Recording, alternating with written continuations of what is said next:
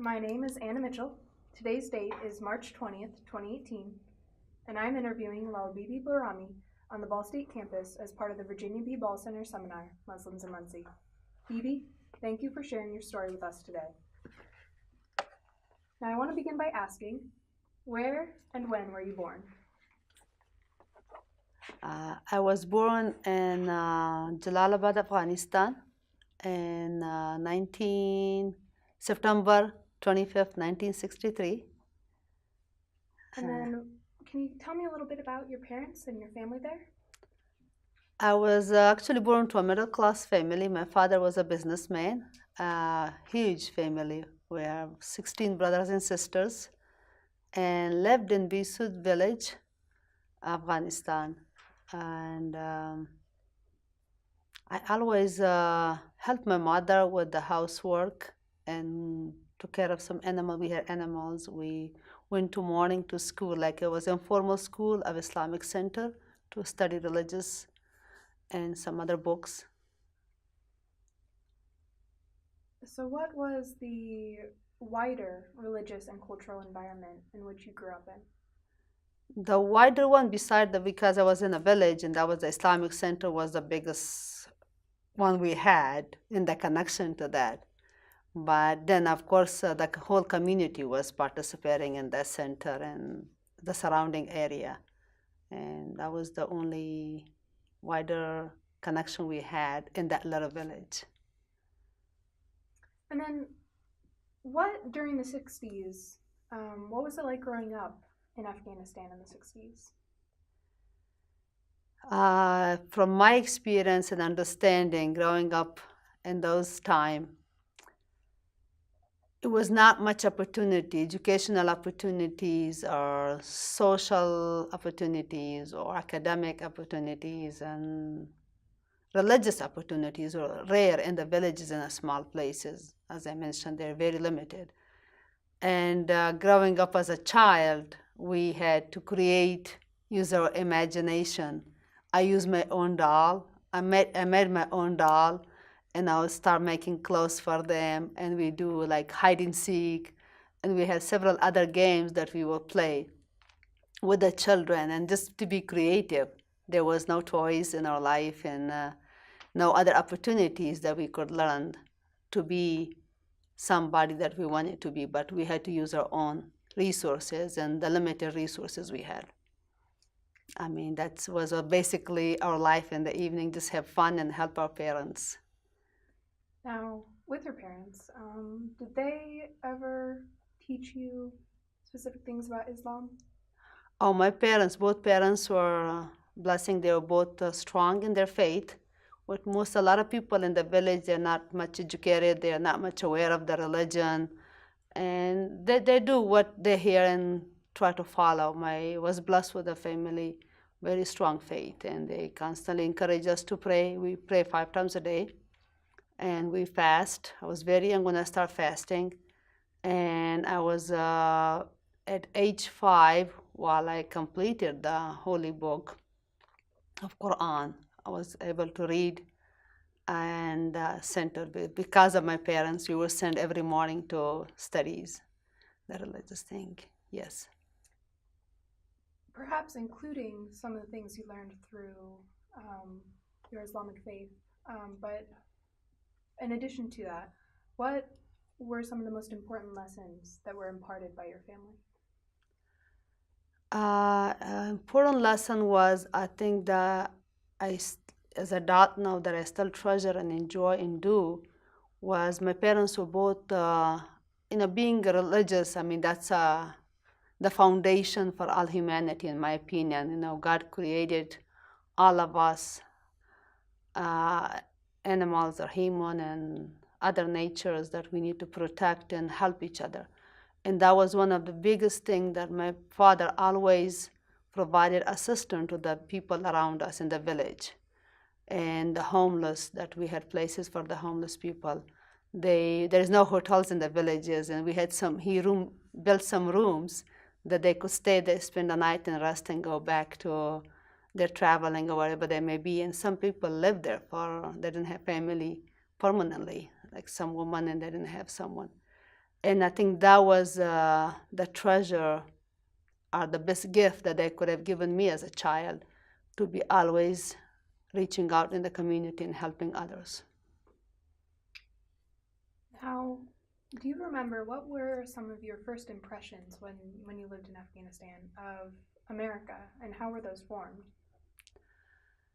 In Afghanistan, I think when the Soviet invaded, we left our country.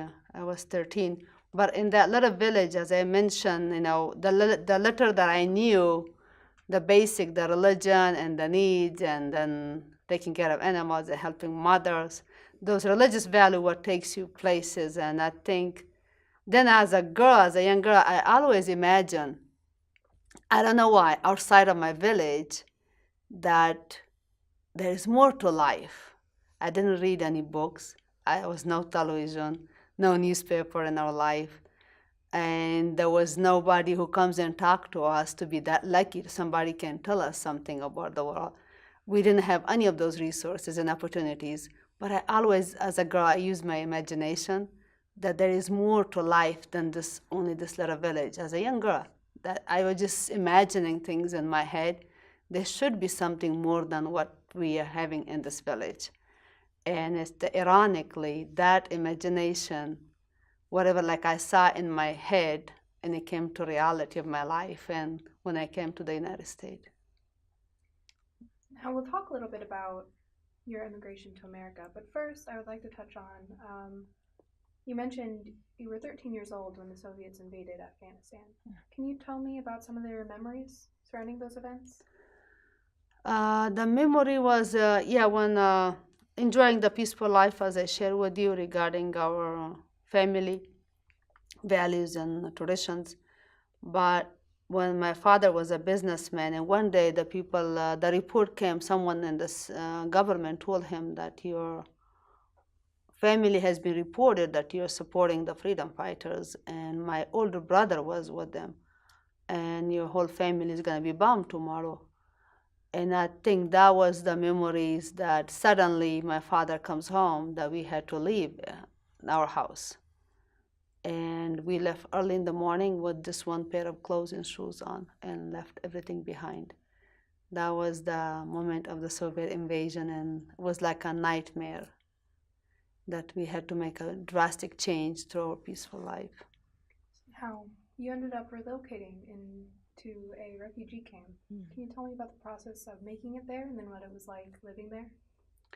Yeah, that's when we left early in the morning after my father came home with a mother who was 8 months pregnant, and we traveled through the mountain.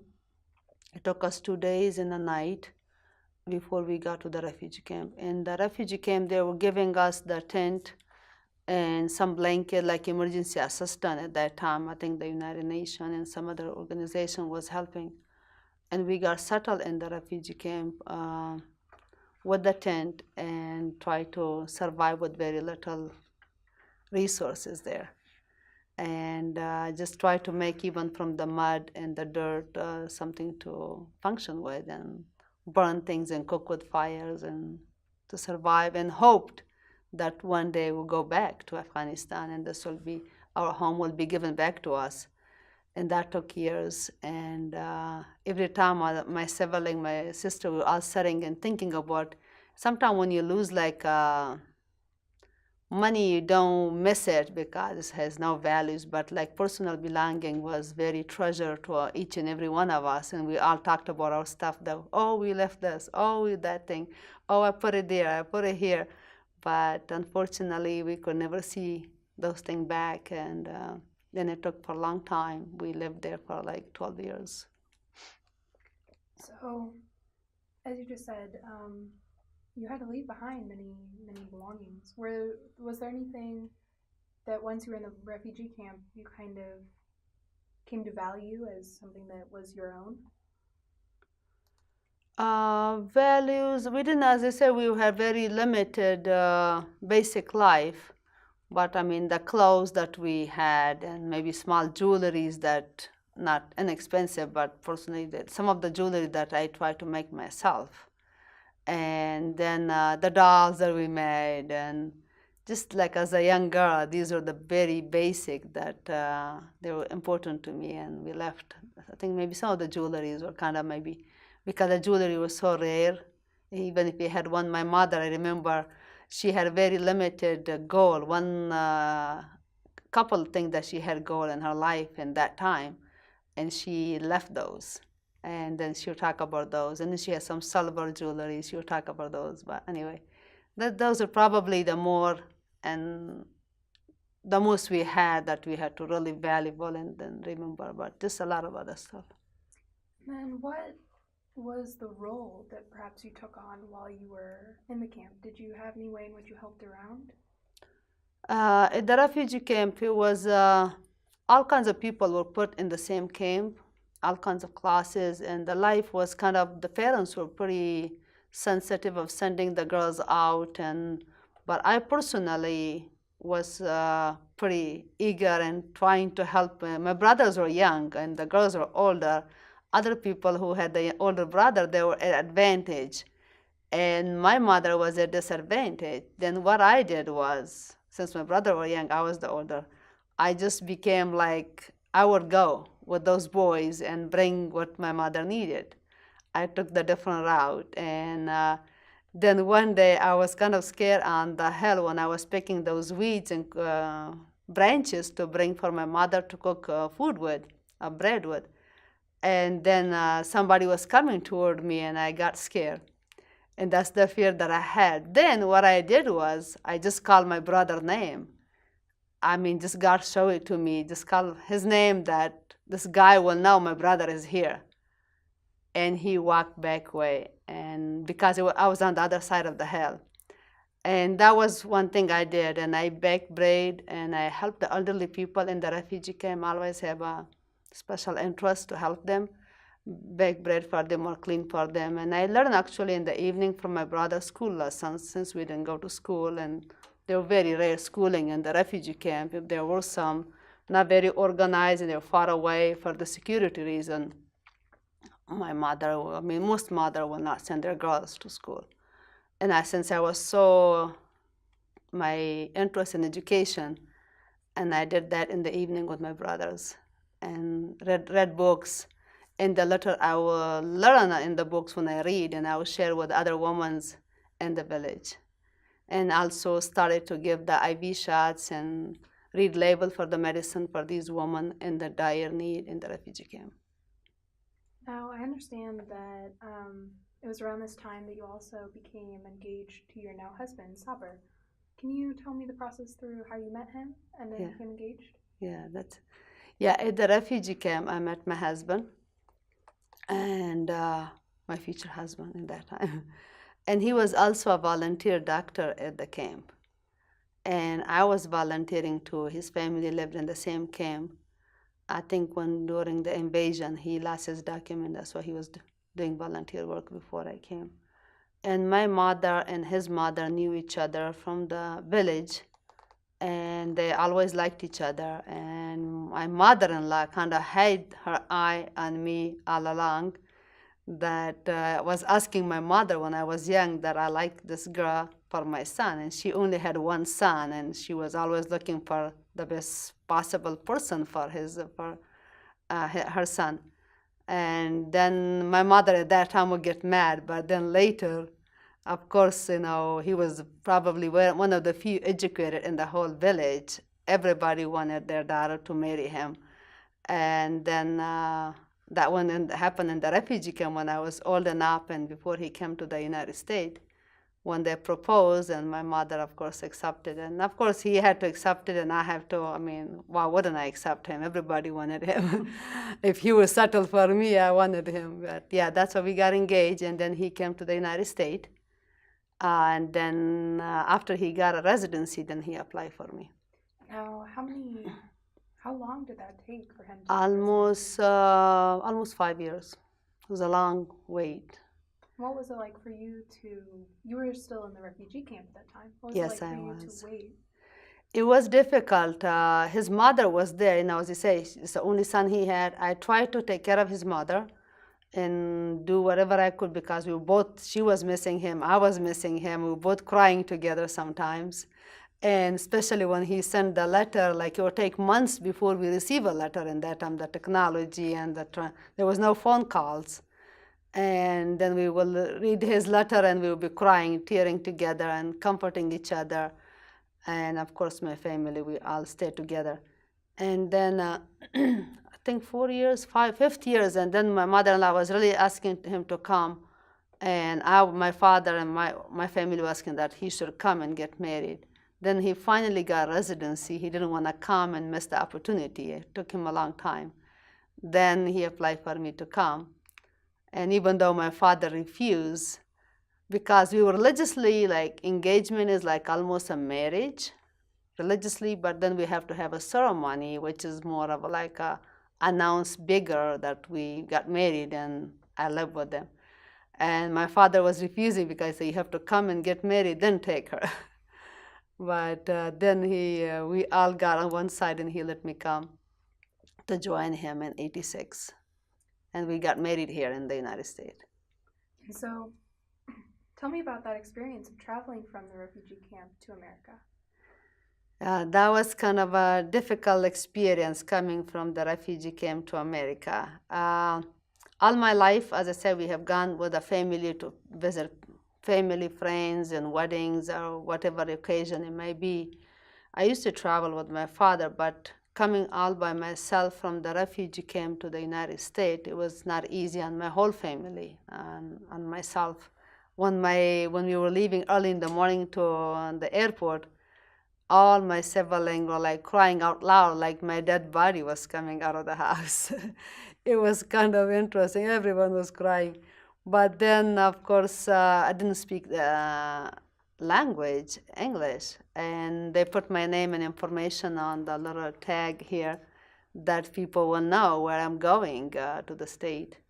And I think since I came as a refugee, I think my ticket was not that great either. I changed 4 airplanes in different place. And then I was telling myself, not knowing, I say, that's my life now. I'm going to be traveling through one airplane to another. Looks like I will not end up seeing my husband. And then the 5th, when I landed in Indianapolis, and the 4th plane, I was still sitting in the plane. It was not getting out. Then the lady comes to me, she just give me a sign to come, and then I followed her to. And then I saw my husband looking for me in the place, what do you call the gate. And that was my happiest moment in the world. So that was in Indianapolis, the airport in Indianapolis. At that time, was Saber's residency here in Muncie? Yes, So Val Memorial Hospital. So then you traveled here straight to Muncie? Yes, he picked me up. What was your first impression of Muncie? My first impression with Muncie was, I knew like what my imagination was like, United States is like, everything is lighted, city kind of understanding. And then I was coming on the highway to Muncie, like, so dark and so plain and not seeing buildings and stuff. Like, I was like saying, this is not what I imagined, But coming, of course, living in Muncie and the warm welcome that I had he was in residency, he was 3rd-year resident. And from the resident, the group of people, their wives, all the doctors, and the welcome that I had, I was just, from day number 1, really impressed and welcomed. And even with my dearest neighbor, as I say, like neighbors are very important, even in our religion. There were 2 elderly sisters living together. As I say, I have a very passion for the elderly people, and I love them. And they were my neighbor. And it happens to that my husband met them outside, and he just stopped them. He said, oh, my wife is here, and she's really homesick. If you would please visit her. She's really, really homesick. I used to just walk around the apartment and look for people, and just because I was from a big family, I was always surrounded by people constantly and all the attention. We had great time, and these lady came to me, and they became my best friend, my best family. and they will regularly come. We'll have a tea together, we'll chat, and we play games. And they even taught me how to play jokers. It's like some kind of a card game. And that's how my life became such a blessing, because of my connection with my neighbor and my community. It was a great experience. And do you remember the names of these ladies? Elizabeth Mock was one of them that close to me, and Olive, last name, I forget Olive's last name. Oliver's or something was her last name. Both of the sisters. Elizabeth Mock was my favorite, and we were very close together. And now you mentioned that you did not know English when you came. How did you end up learning English? My dear husband hired a private teacher for me, and I started from ABC with her, and also with Elizabeth was also my teacher, Elizabeth Mock, who was tried to push me, and I was like, I didn't want to say it wrong, and she just say, push, Bibi, bring it out, don't be shy.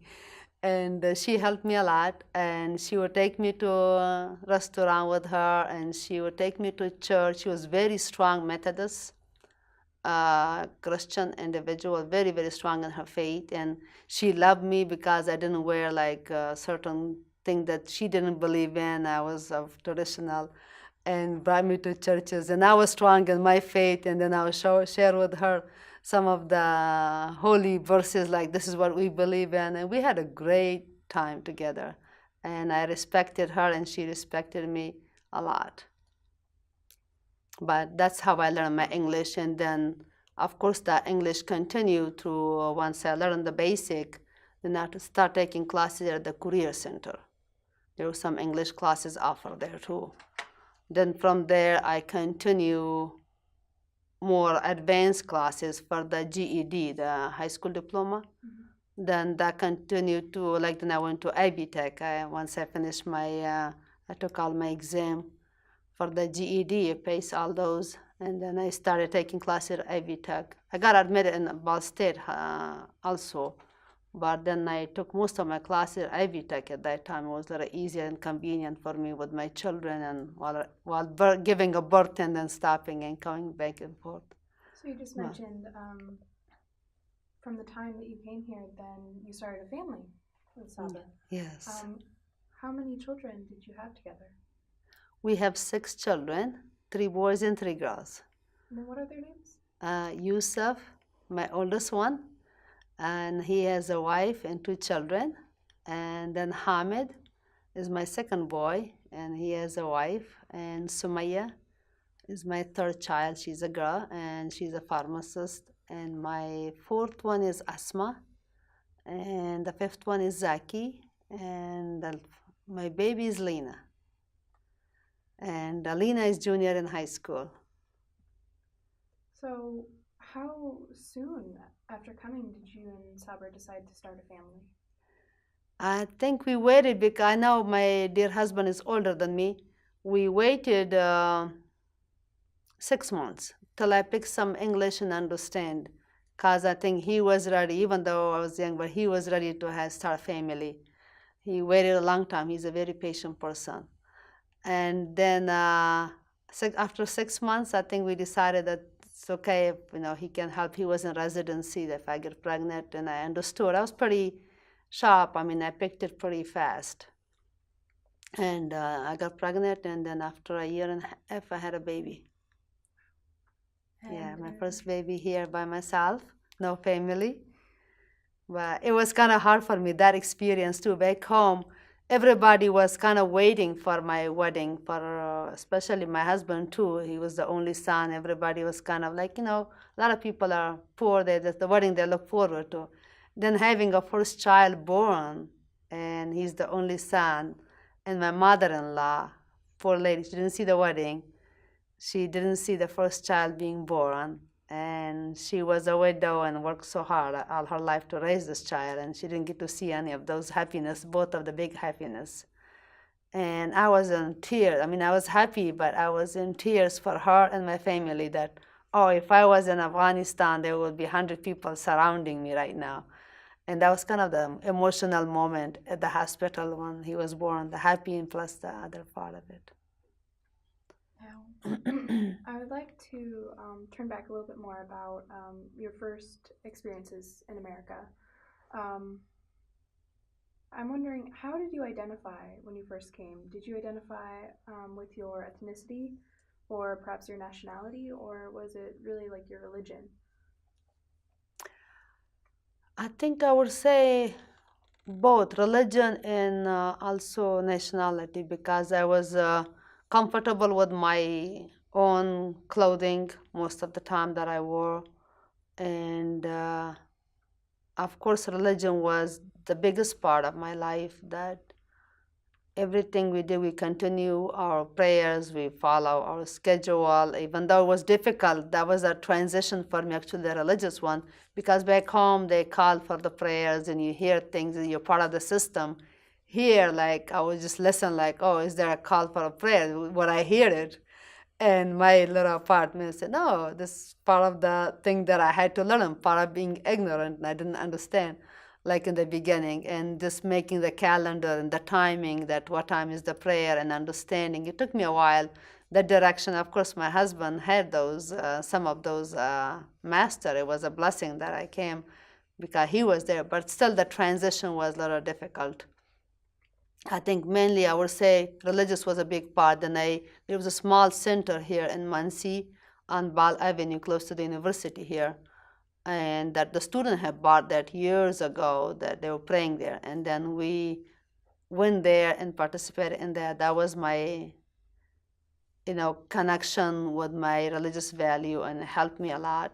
And then there is a big Islamic Society of North America in Indianapolis. They have a big center there, which was very well organized and more attendance there. Almost when my husband was not on call, any weekend we went to Indianapolis and participated in the activities and the social and the religious, which I enjoy. That's a great memories every time I go there. So we used to come here every weekend. It was almost every weekend when he was not on call. Yeah. And then, so you mentioned that that you would go to ISNA quite often, but that there was also a small Islamic Center here. What did ISNA offer that made you perhaps go there more often? They were meeting there regularly. I think every Saturday we have like a function, like dinners or some other kind of, like when the baby is born, we do celebration. We call it akika. Somebody had a baby, they will invite everybody in the center, and there will be nice meal and socialization and the prayers, and it was kind of like all connected, which we didn't have it here in Muncie. And that's again with the blessing of some of the community members. I think it was a lady, Mrs. Ali, actually took me to the Islamic Center here, the local one, and she came and visited. She was very kind to me. And I think once I got involved and with some other ladies in the community, we worked hard to make the center more organized, more attendance. My husband took a huge part in that, to encourage people to come to the center and let's do prayer together, because some people were not like much, it wasn't much practicing of our religion here. They were busy with their life. They had come here. There was nothing organized. Then the center became very organized, and I mean, it's not very organized, but it became better. We're still working on that. So I will revisit talking a little bit about the Islamic Center on Ball Avenue, but first I would like to ask a little bit more about raising your family and your children, and how important was it for you and for your husband to instill Islamic values in your children as you raised them? That's a great question. I think one of those was the importance in our children's life and our values. Say, as we both chose to live in this country and have the opportunity, we're blessed with the opportunity to be here, we both decided that we have to be always connected with our Creator. That's going to be our strength for our children. And then, of course, the second one will be our education. These were the two core values in our family, and we contribute to those areas a lot by action and taking them to the Islamic Center. That's why I said before we start children, we organize even the Sunday classes there. We both start teaching there. We contributed in any, whether it was financially or physically or whatever knowledge we share with others, encourage other families and children and our own children. And I think the other part was like, I have 3 boys and 3 girls, that we both decided that in this country, as we wear the head cover, it's not like a big part of our faith, but it's important part of our faith for female to be modest, dress, and cover. But we both decided we're not gonna expect or ask them to do that. But we're gonna do our teaching, we're gonna be a role model, we're gonna take them to the center, let them be educated about their faith, whatever they chose to do so. That was a big decision that we had to make, that we will not make our children, our girls, do that. They will be totally on their own. They will do it for their own creator. And it's been a truly blessing that they chose. I mean, that's a small part of, as I say, there is a lot of huge message that they contribute to their community in many ways and be respectful and be educated. But that part is also they chose to do so as well. As I say, just giving them the opportunity to know about it, to be educated. And that comes, and we pray regularly at home. And we let them be the leader in the prayers. And I know a lot of the parents will not do that, but we let them lead us in the prayer instead of, sometimes my husband will do it, sometimes they will do it, that they get that they are important and they should be part of this. And not only just the religious part, even in the financial discussion and other areas of life, we share every information with them on the dinner table. That we're together here. Now, you mentioned a Mrs. Ali. Yeah. That helped you kind of get involved at the Islamic Center here in Muncie. Do you remember what her first name was? Firoza Ali, Lena Ali. She goes by 2 names. Yeah. And then... Yeah, we were involved, but she, like as a woman, she took me there to introduce me to other women. My husband was involved. Now, was this Mir Ali's wife? Yes. Okay. Now, I know that Mir Ali was kind of pivotal in founding the Islamic Center here in Muncie. But I know another key person was Amir Shabazz. Yes. Can you maybe tell me a little bit about the role that he played, or that you remember him from those early years? Yeah, Amir Shabazz was, I think, most of the foreigner people comes, I mean, they're a little bit, even including Ali or myself, we don't know too much about the Muncie community. I think Amir Shabazz was a huge factor of connection with the Muncie community through my life, encouraging our youth to take part in the larger community. I think, he was also a big role model for me too, like taking me to be involved with the city of Muncie, with other organizations in the Muncie community. And not only that, with the African American community, with the jail, and just understanding of different, we're focusing our religion, our values, our cultures. And whilst Amir Shabazz, God bless his spirit, was a lot of his work was connecting with the community, with my husband being open-minded. I think they work side by side with the larger community. And I think that was he always called me Sister Bibi. And he knew that I had a lot of interest in that area. Through me and my children, he talked to my children. He would take them places to some of the event to volunteer. And I think our present mayor, Dennis Tyler, is calling me Sister Bibi. That was because of Amir Shabazz used to call me Sister Bibi, and with his respect, he continues to call me that. Every time he calls me Sister Bibi, I remember Brother Amir Shabazz. God bless him. You mentioned Amir Shabazz was an African American member of the mosque. Mm-hmm. Through him, or perhaps through other African American members, were you able to learn more about the history of Islam within African American and culture here? I probably did, like especially with the African American community, and Amir Shabaz's daughter Renee Conley. She's an attorney, and through her connection with me and the contribution in the Islamic Center, she helped me teach Sunday classes. And I think we learned a lot from each other and understanding whether it was the religious values or cultural or the community connection. We worked together.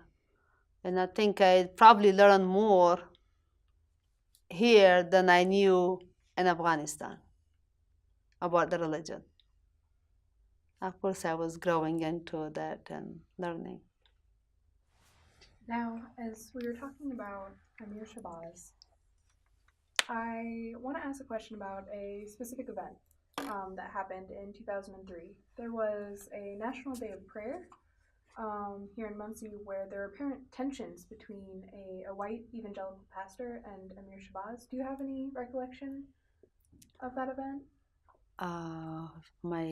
That prayer, I remember the prayer, and I remember going there and participating. There was a tension. Yes, we were concerned, and I think when he called us to go, and we all participated, and he did the special prayer. That's what I remember about it, but nothing else.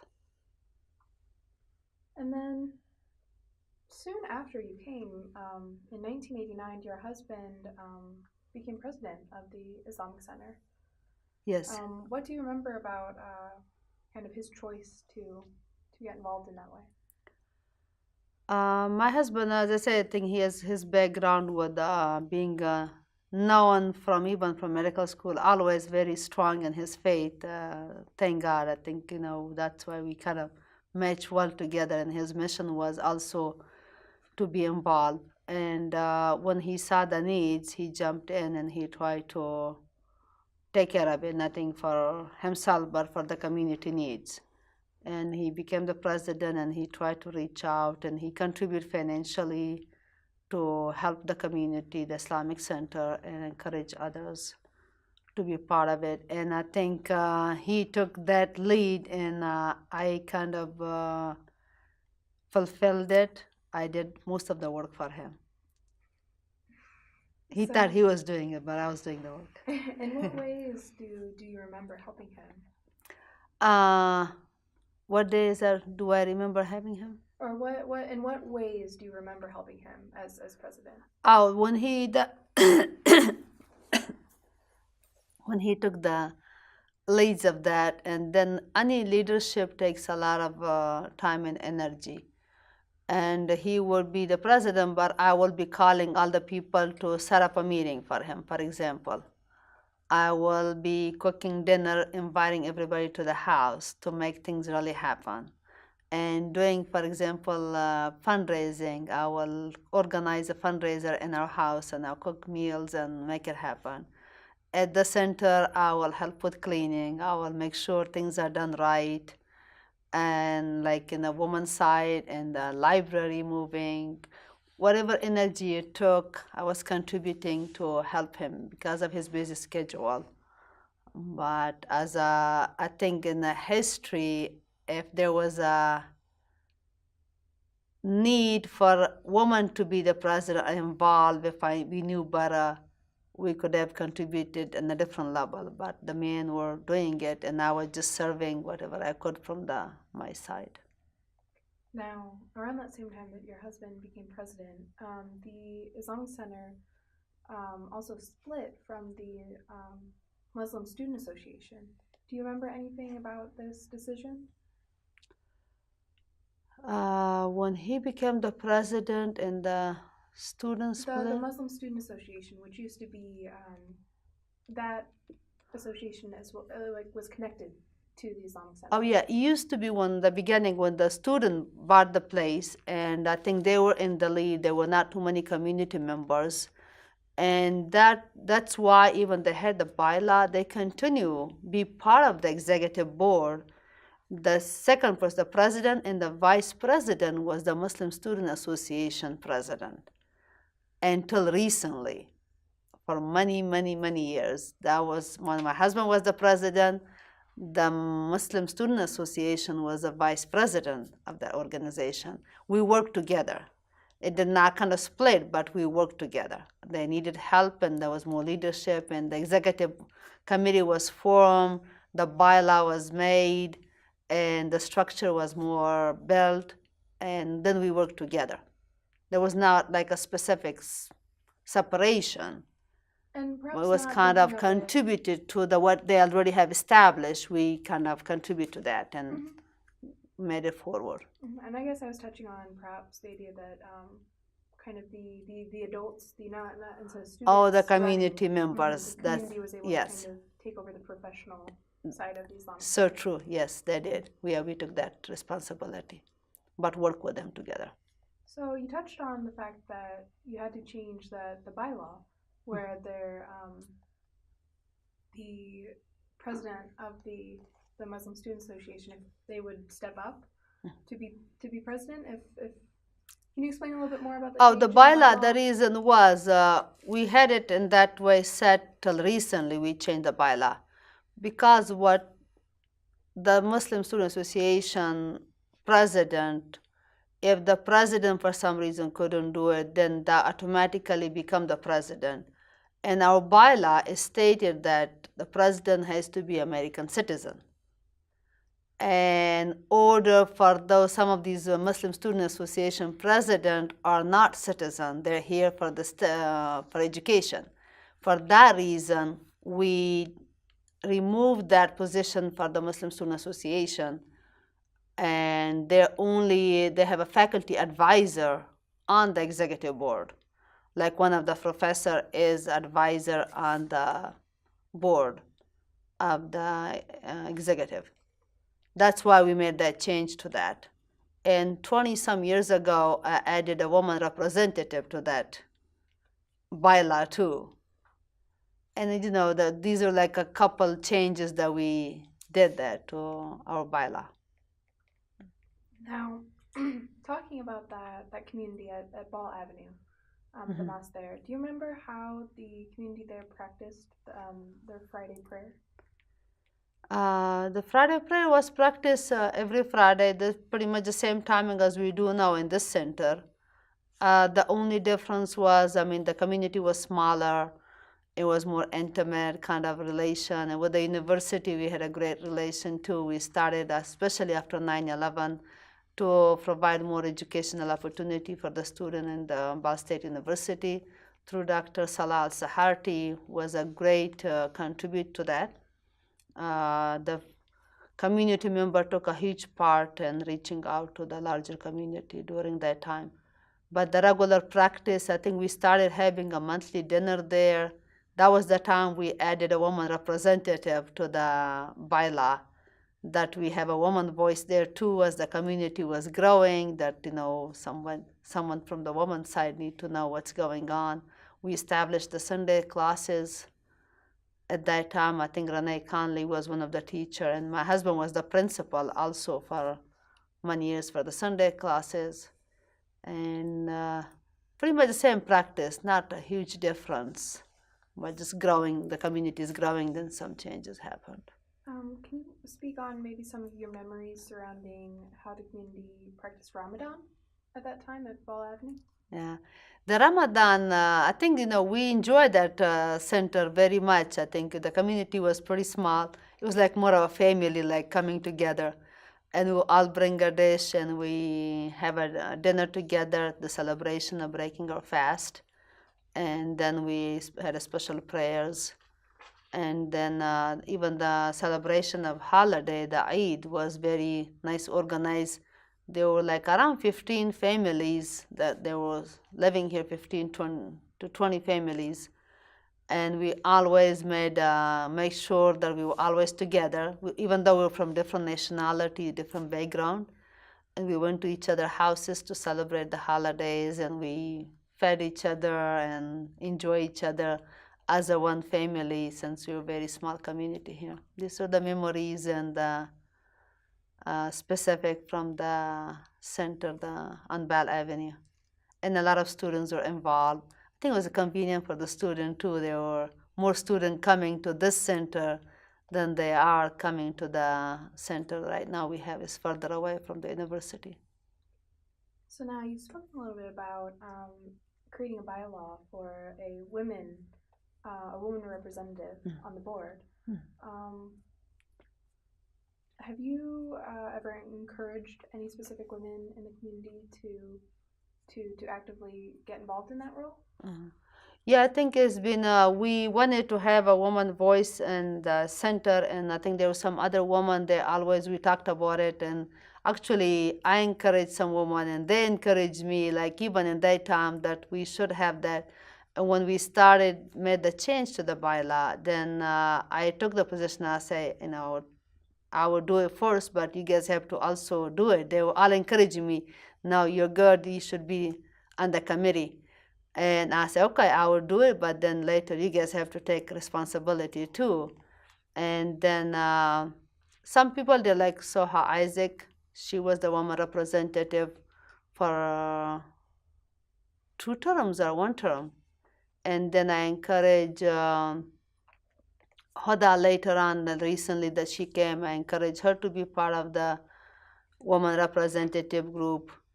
And then recently, again, we changed our bylaw a year ago, almost this last year we changed it.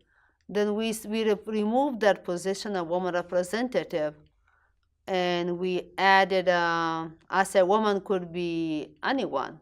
That was like beginning all time that we want to have a woman voice, but woman can run for president, woman can run for treasurer, woman can be coordinator. Why do we do that? But that's the little that we knew in that time, so just to have a woman representation there. And then we removed that position, and now a woman can be secretary. That we have a woman secretary right now. We can, as a woman president right now, we could be running for any position. That's why we made that change to the bylaw. And we have community coordinator, where I used to help with that. The community coordinator was kind of also, I encourage people to do that because we need somebody to, that position was added when I removed the woman representative. Now, the mosque here in Muncie, from what I understand, the membership is primarily of Sunni affiliation.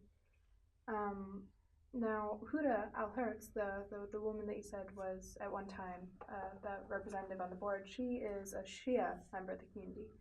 How important is it for you to make sure that people who may be Shia are heard?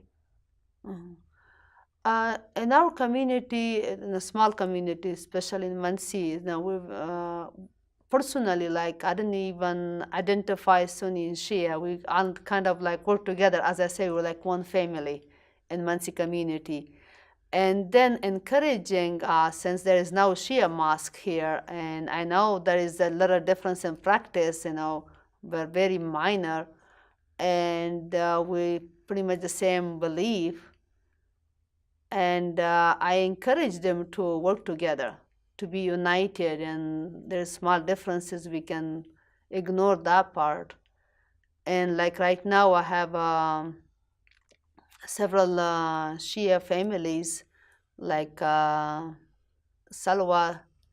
and Samir, they're helping us a lot with the Islamic Center. They're also Shia, and there's Kusay and Ola and Hoda, who was actually encouraged her to, she contribute in many different levels to the community. For me, that message was huger than the small minor differences.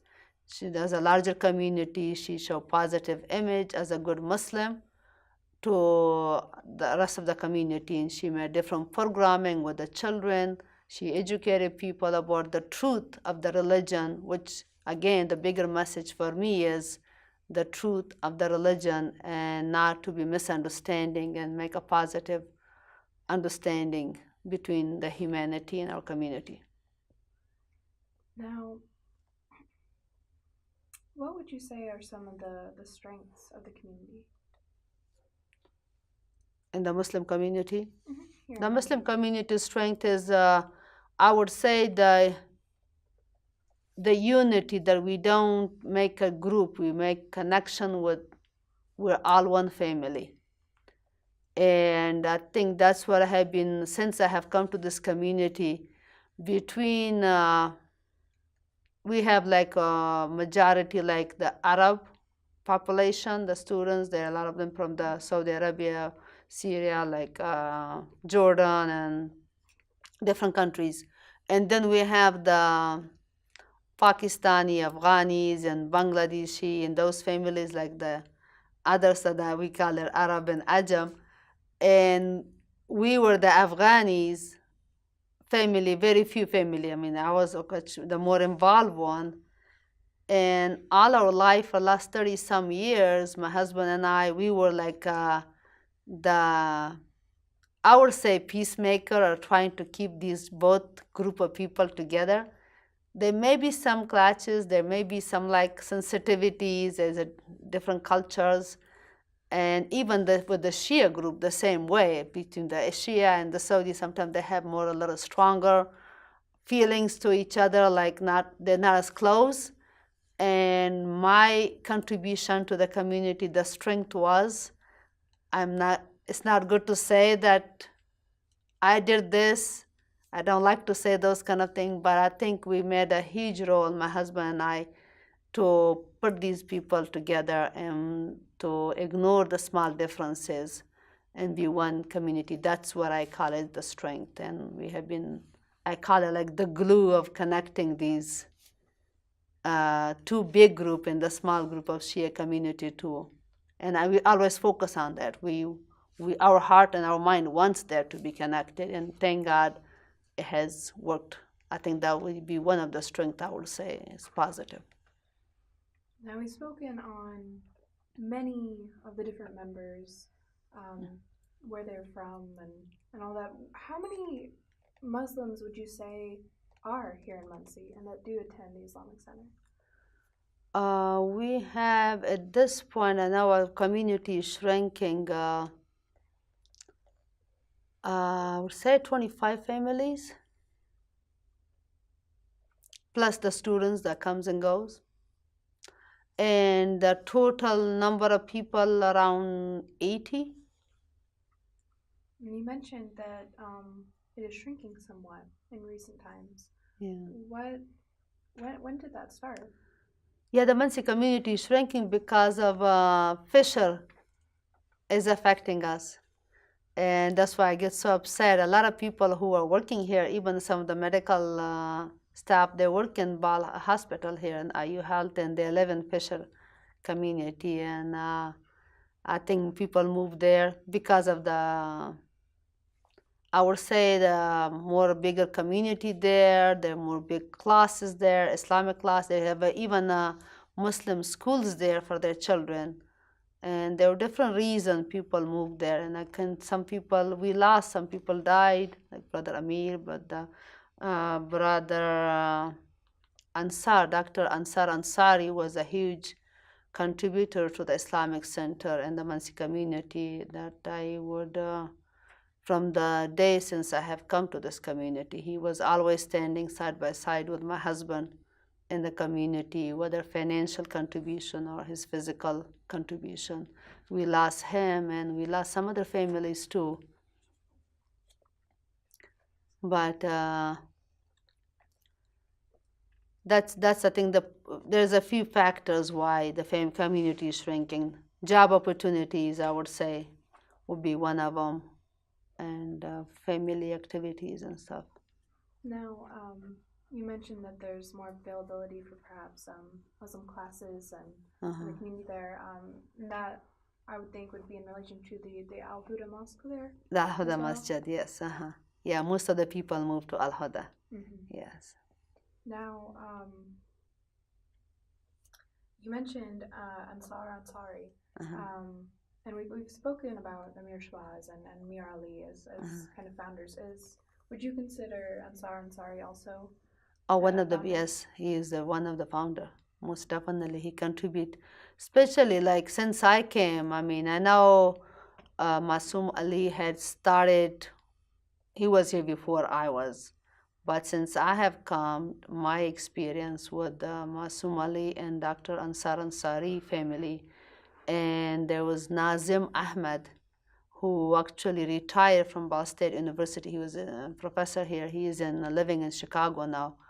Him, his family, and Farida Halim is another business. He's teaching at Ball State too. He's still here. He still teaches.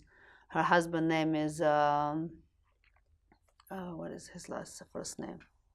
If I can remember. Her last name is Halim. It will come to me.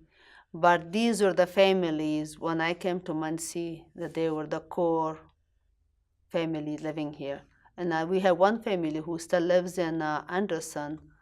Dr. Salal Sahati used to be a big one. And then Saiful Kabir, he's also a doctor. He is a big factor in helping a lot with the Muncie community. And this Islamic Center, financially, these were like the few people that we were able to buy this new building actually, and they contributed financially and also otherwise in the community. You mentioned the new building. I'd like to ask a little bit about when the decision to purchase and move the masjid to Hessler Road. When was that decision made? That was made, I think it was in 2006. In 2006, I think the community was kind of growing in that time, and I was on the building committee. We were planning to build a center like that, because that was used to be a church. We bought it, the student bought it, we continue using it.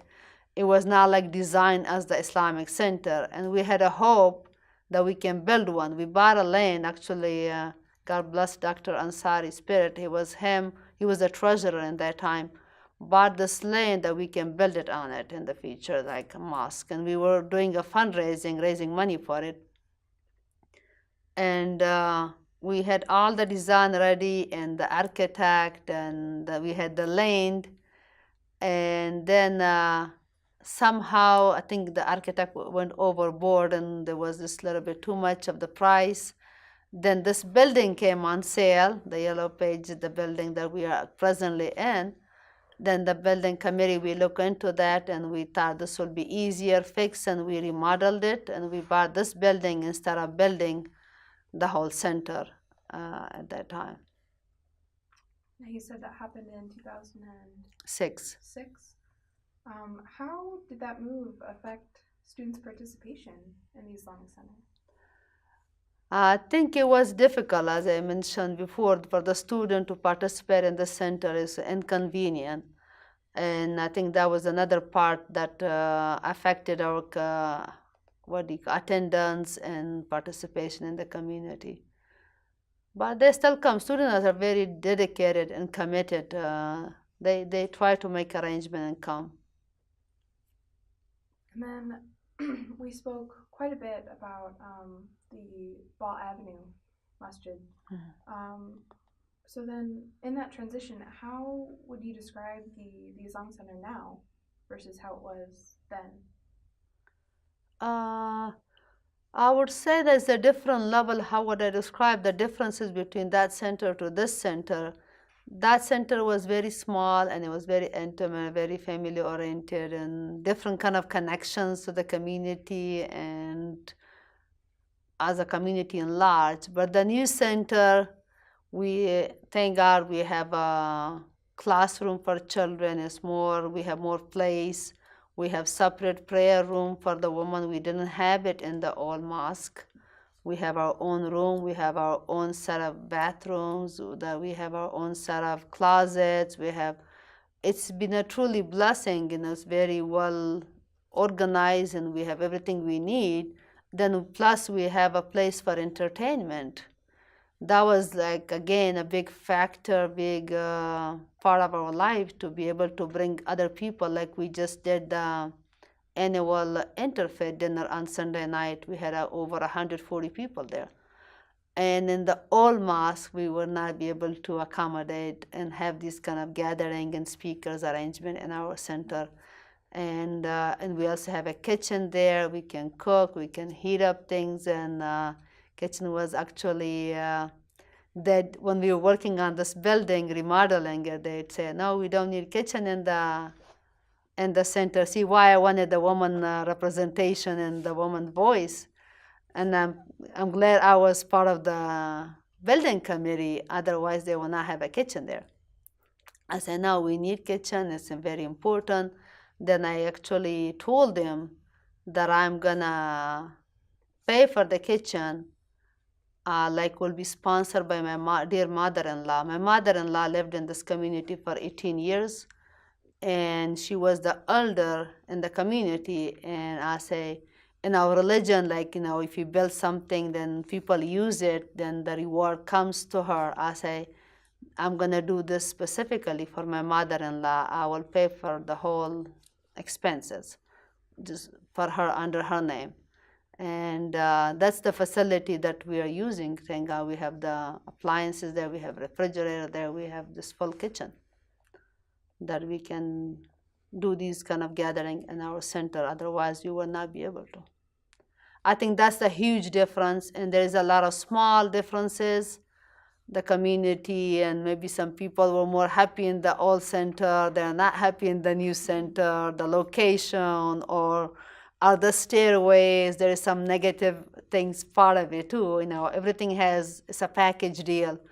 And for some of the elderly people, it made it difficult for them to go on the stair, where on the other center everything was on one floor, it was one place, and that's it. They didn't have to, and they enjoy that. And we were hoping that we can build some kind of facility like that they can also be on the same floor, or we have a handicap access, which we're working for this building to have a handicap access. Hopefully, if that's the place we're gonna continue during my time, I'm gonna make some changes and make that happen. It's very important to have access of handicapped people. So you mentioned how it's hard to please everyone. There are often or sometimes disagreements happen. How are those decisions made and disagreements addressed? Yeah, because we mentioned that this is difficult to please everyone in any race, in any group, in any culture, but especially in the Islamic Center, we have such a variety of cultures, and from different countries, and everybody has different understanding. Even though the religion is one, but the culture has impact the religion. It's like ideas and every person contribution. I think what the big factor that helps that religion is the same thing that we have to follow, and I try to focus on that a lot in my life and with others when the conflict comes. I said, let's go back to our origin. What is going to be please Allah, and we should be pleased. If it pleases Him, we should be all pleased, even though I disagree with it or you disagree with me. And that's how we solve most of our differences and conflicts, to go back to our, we call it deen, the Sharia, the law, what pleases God, we should be pleased. We solve it that way. And there has been some situation like this, and we try to address it in this way we can. And also have a very strong principle of the center it doesn't belong to individual. We call it, this is God's house, and everybody is welcome. It's everybody's place to be coming and have the right to worship and be part of it. Nobody is allowed to ever stop anyone from the center or make them uncomfortable. This is a place of peace and coming together and praying. That's usually we like to make it that direction, but some people take it the right direction, some people misunderstands it. This is a part of the human race we all have. Now I want to ask you about, since we're speaking on addressing disagreements, about a specific example. I know that the masjid has had to, in the past few years, address gender separation, and that former President Mac McKinney decided to remove some partitions or dividers between the men and the women. Mm-hmm. How were disagreements in that time addressed? Those petitions, I think our center all along, since from the beginning, has been pretty open-minded. We did not have much of that partition practice. And I think during one of the president time that some of those brothers, again, they were students from Saudi Arabia, and the culture is pretty strong, and they were the one who barred those partitions. And I think this president kind of allowed it just to be respectful to them and comforting them. And we put them there, but it was not really completely used. But some women, they don't feel comfortable. Again, let's go back to our comfort. It's not who am I, my president, to tell you don't do that. No, it's their own personal comfort. And that's why we had a separate prayer room. We have a separate woman area for the women who don't feel comfortable to be sitting there with a man. We cannot. This is not our choice. It's their choice. And we want them to be comfortable at the Islamic Center of Muncie. We have separate place for them. They don't have to go to the main session. Some women wanted to go to the main session to see their children, the programming, or to see the programming. Then they put those partition like just a short distance that some of the women can sit there and watch the program, and they will be comfortable. And I think during his time, I told him that we should remove that. This area was not for that. And I think I agree 100% with our president, since I was the community coordinator when I said we both remove those partitions and not to have it in that room. There was nobody said anything. Because I say we have always been trying to accommodate and be open-minded with many community members. They will not allow that. Now, speaking of Richard McKinney, former president of the Islamic Center, now, the way that he came in contact with the Islamic Center was perhaps what could be called a crisis, where he had plans to attack the Islamic Center soon after, a few years after you moved to Hessler Road. Can you tell me a little bit about that time in the community? Yeah, when Richard McKinney started coming to the center, and also his wife, and I think there was another lady coming with her. And I think, when we get together in the monthly dinner, it's very brief, and I have pretty crazy busy life too. I will say hi to everyone, and I've tried to make sure to welcome everybody at least. And then if I don't get a chance to talk, it's because I'm occupied with something. But there was some tension there, and some ladies complained to me later that there is something going on, and they were not feeling comfortable. Like, who are these people, and where are they coming? And then I talked to Brother Rick McKinney, and when I met him, and I said, "Oh, this is his wife," and then she was so happy that you welcomed her, and you always make sure you talk to her at the center. Some people were not doing that, and maybe they were not sure. They were sensitive, and they have heard the story, which I was not aware of, that this person was thinking to do that. They were a little uncomfortable, some of the community members. And I think when Richard McKinney came to the center, whatever intention he had, he was so welcomed by the people there and comforted there and pay attention to him.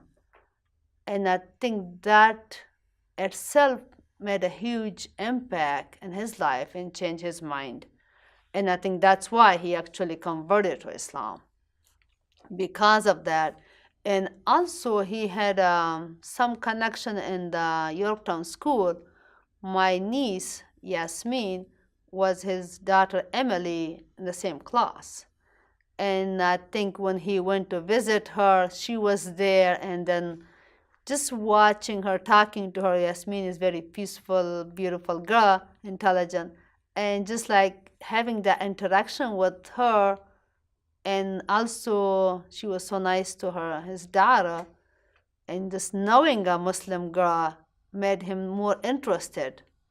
And he said, I think that's what he was saying in his talk, that that girl kind of changed his mind too about Muslim, that she's so beautiful, so peaceful, and she's so good and willing to help his daughter.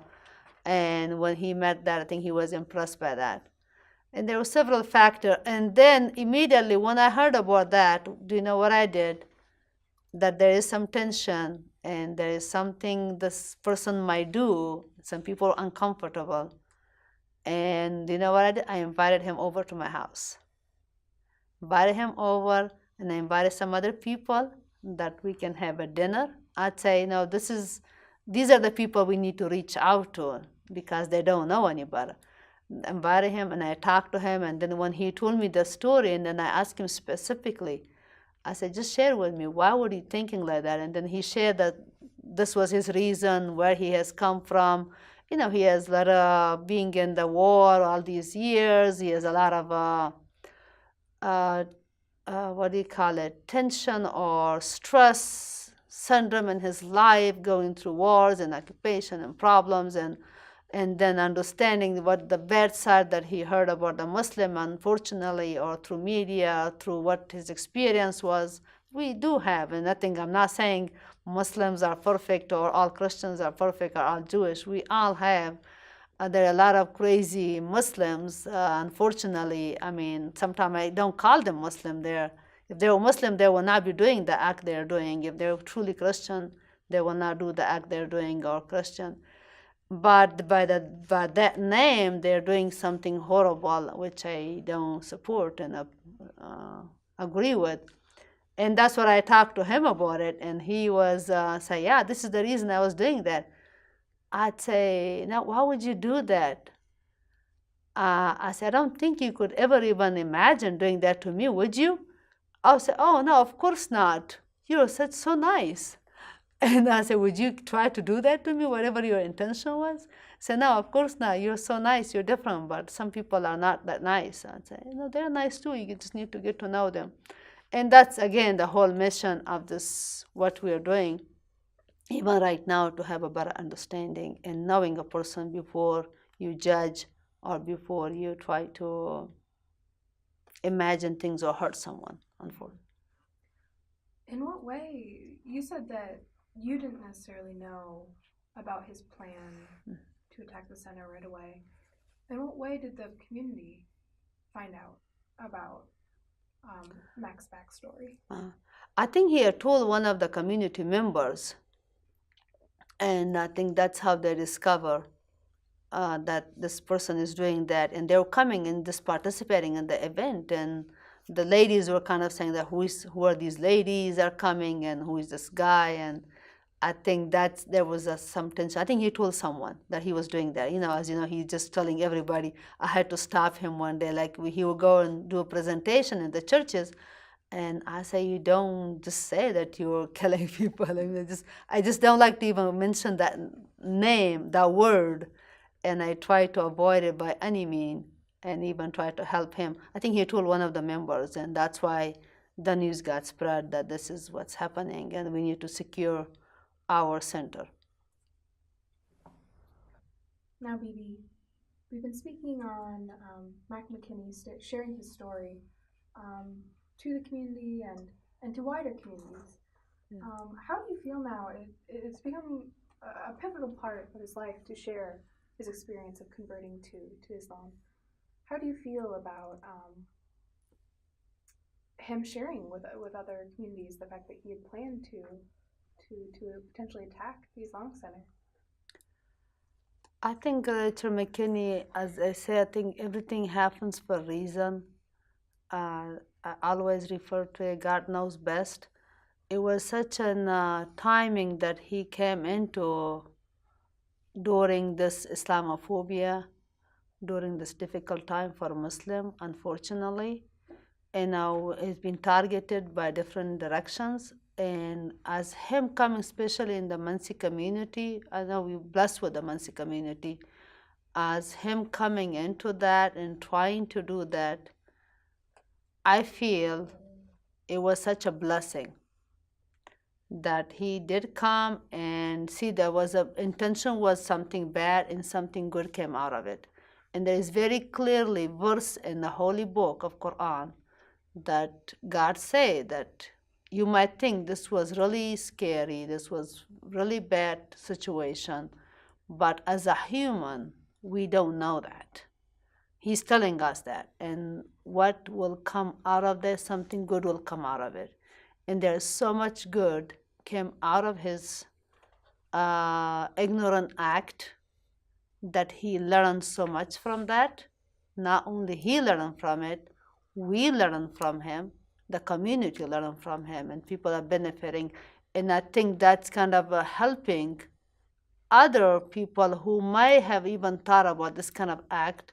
It will make them think twice before they take this kind of action. It's such an opening statement to human race and some ignorant people. And we do have those everywhere, in every country, in every religion or culture. So I'd like to move on now and speak a little bit about your presidency. So in 2017, you were elected as president of the Islamic Center. You're the first woman to hold this position there. Can you tell me a bit about this? Yeah, being a first female president for the Islamic Center of Muncie for the last 40-some years of existence. Again, there was Richard McKinney, who, when the president resigned, he was the MSA president, and he got into that, and he tried to fill in the place. And even though he was not ready for that, but again, God knows best, and that he tried to help and fill in, as I was the community coordinator. And personally, I have served the Islamic Center since I have come to the Muncie in any way I could. I had no intention to be in this kind of position. But the reason, every president I have helped, whoever was in, Brother Richard McKinney was the same way. And he was sometimes told me like, oh, I'm just here, but Bibi does the work for me. And when we tried to find, I personally tried to encourage some people to take this role. I went to visit them in their houses with my husband and I to get them involved, because that's our mission, to make others involved. And we are at this age. But some people had their reasons, and then again, things happen for a reason. I'm a strong believer of that. God knows best. Then when they all asked me anonymously that you're the qualified person, that you should take this role. And I had to think about it and prayed about it. And because of my very busy life and my commitment to Afghanistan, to my nonprofit, that I have a full-time job, and now was even hesitant because my father lives with me, and he's diabetic, and he's in wheelchair, he's dementia, and all of those sickness kind of taking a lot of my time. But then I told myself, in the meantime, if I don't take this, may be the opportunity that I should grab. And not only just for myself, I wanted to truly make a difference on a different level. I was helping in any direction, but I will hopefully that will make a change in this community, which I'm working on. And that was one of the reasons. And the other reason was to also, the bigger reason maybe to, in the future, if any of the younger girls would want to be in this position, that I will kind of have the path and break the ice, that they will have the courage and the confidence to run for this position in the future. That is because there was a time, like even my own husband was hesitant, like, oh, a woman president, what will happen? Or you make announcement, you come to the main side. You know, there's some cultural and religious comfort levels. I'd say I have no problem with any of those, and we'll find a ways for it. And imagine for other people, like, what will these other people think? And since it was so anonymous, everybody accepted it because I was connected. I wanted to do it when I accepted it, to do it for the sake of God and for the sake of the community and for the sake of the younger generation in the future. And that's the reason I accepted it. And through God's blessing, I'm trying to make the best and make all the changes for the positive reason for the community. And I think that's what the mission has been continuing. It's already some of the things that even the paperwork and the names and legal stuff, I try to make everything clean, because that's how women in the position in the leadership, we try to make sure everything is done accordingly and a clean business. Do you see this kind of momentous event, you becoming first woman president, do you see this as a change in the practices and values at the Islamic Center, or perhaps as like a continuity? It's pretty much a continuity. As I say, it was anonymous, and I didn't see anything different, but the change is happening at the center, like just a physical change and cleaning things, rearranging things, and painting things, and making some positive change, trying to bring community together and reaching out. I would say there's just continuity, but there is some changes that's happening. And I have hope for bigger changes during my time. Because right now we're raising money for the parking lot. That's costing us $55,000 to repave our parking lot.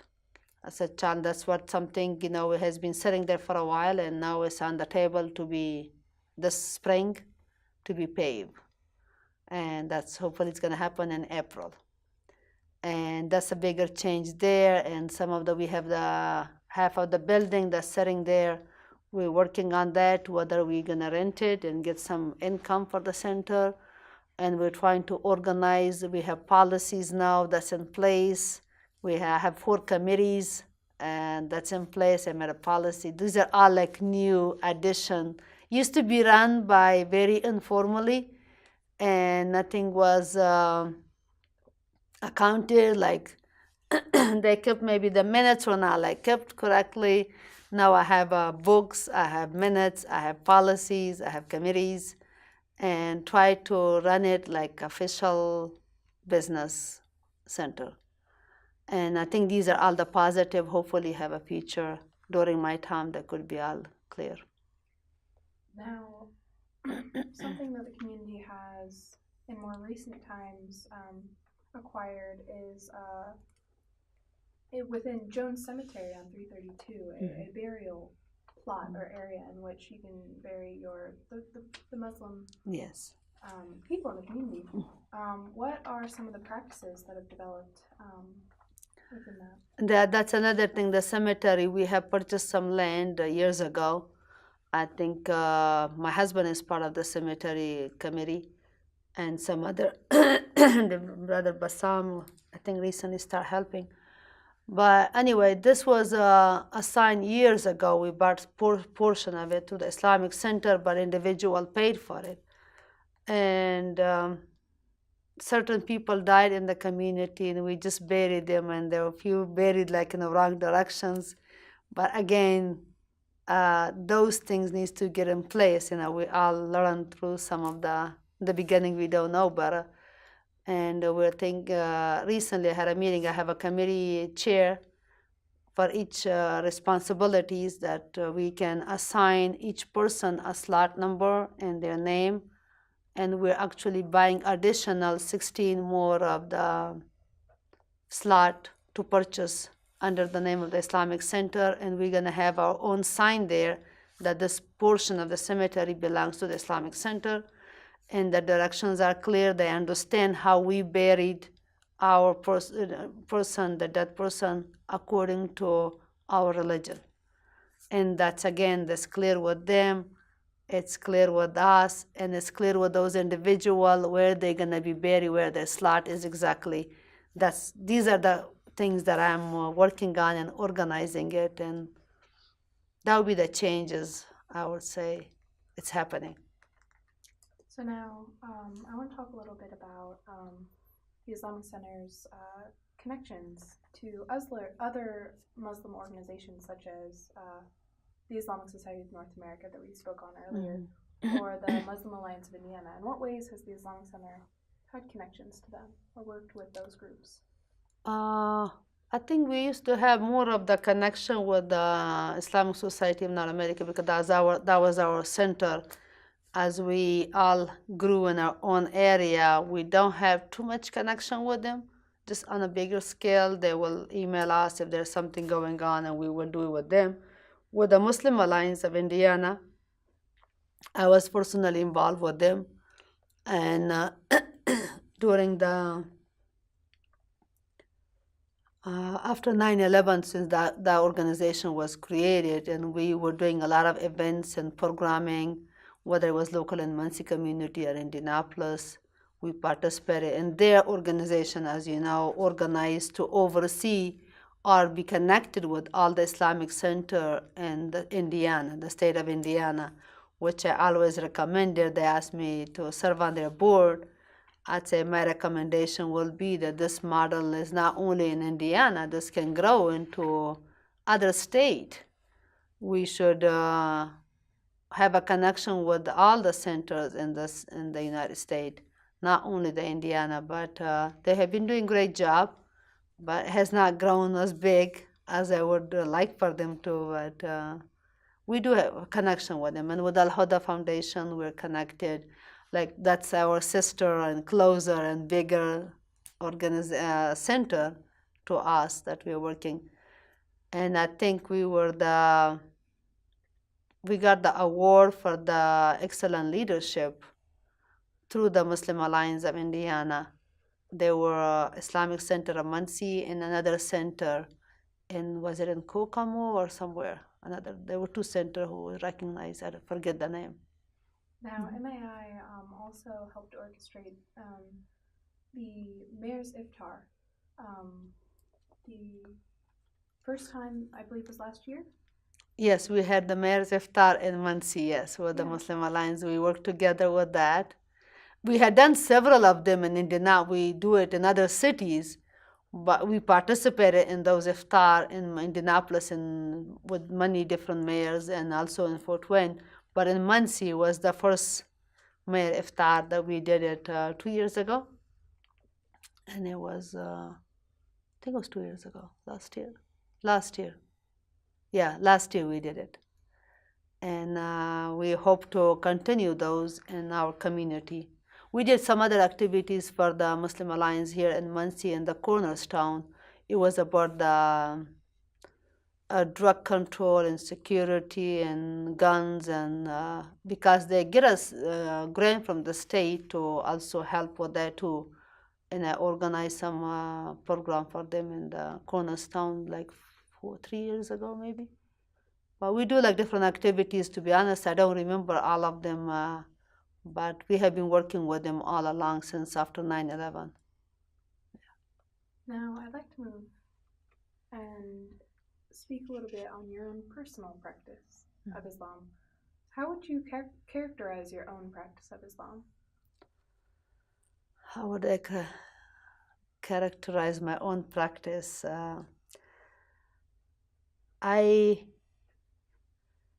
don't know. I'm a believer of more of a action, and I'm a person, people person.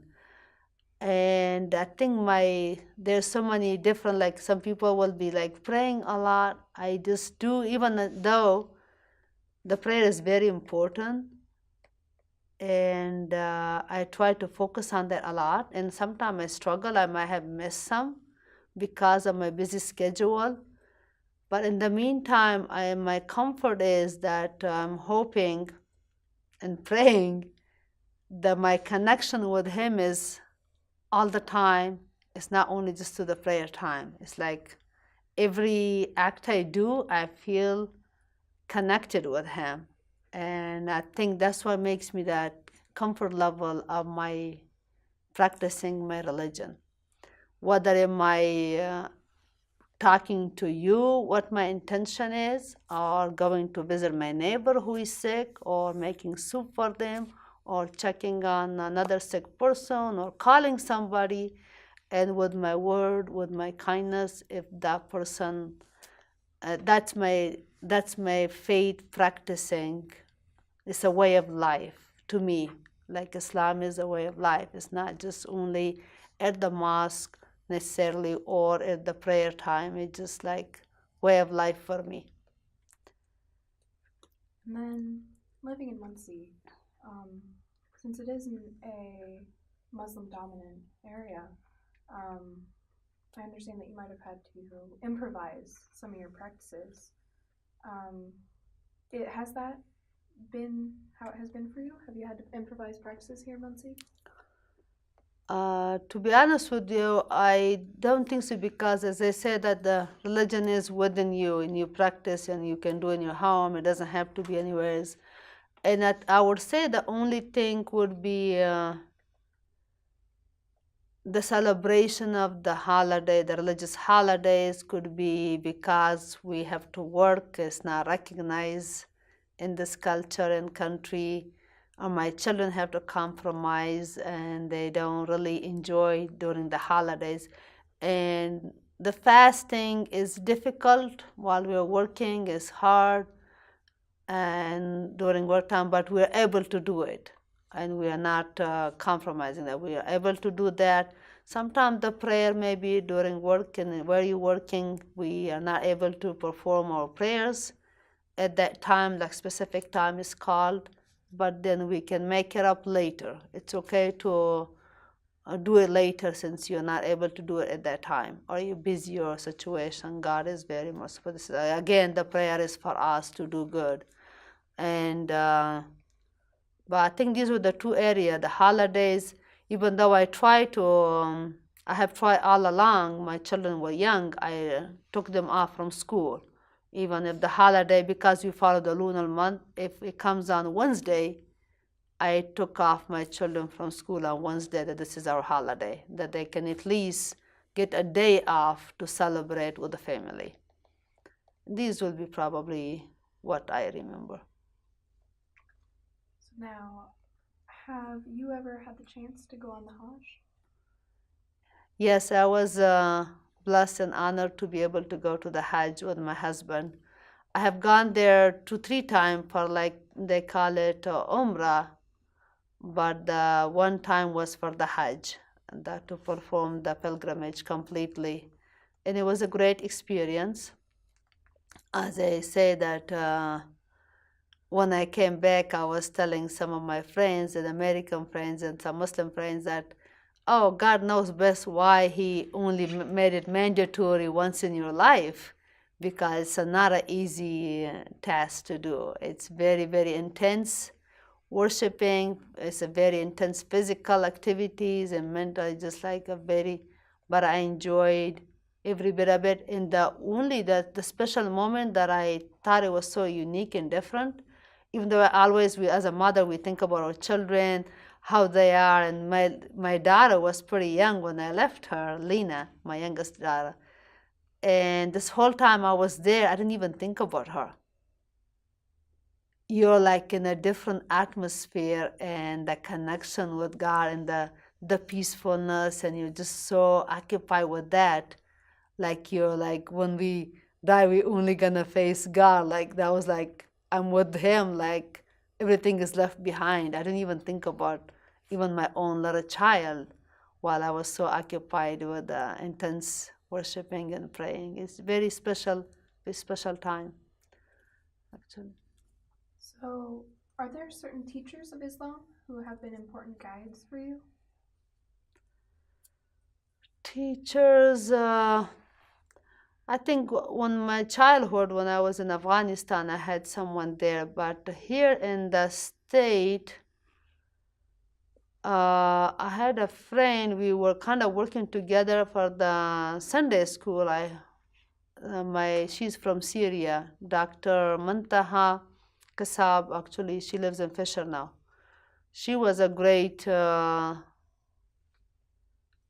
side-by-side learning experience with me. She taught me certain things that I didn't know about. We worked together, but she was maybe my only person that religious thing. But the main person I would say was my dear husband. He taught me a lot. He's my best teacher. Then what is the heart of Islam for you? The heart of the Islam. That's kind of a big question.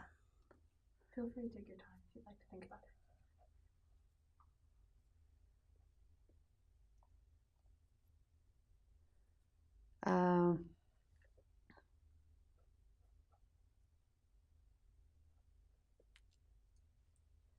I think the one thing I can just simply explain the heart of the Islam would be just the connection with your Creator. To me personally,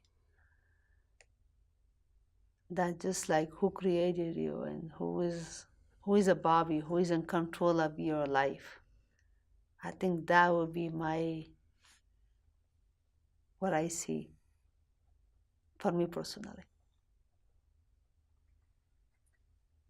Now I'd like to move and speak a little bit on living in Muncie.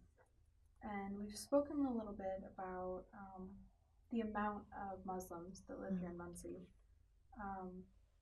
and how many live here now. But what do you believe is the highest number of Muslims that have lived here, and roughly when was that?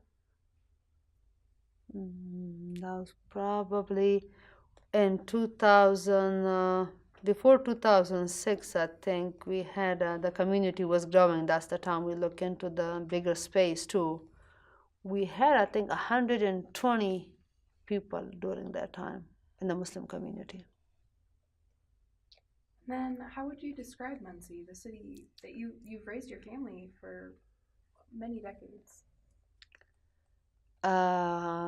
Muncie is, the way I would describe Muncie is, it's a homey,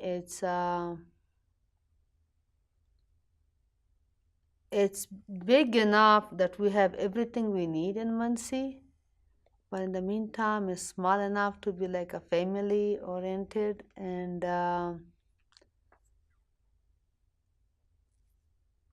what else I would say about Muncie, just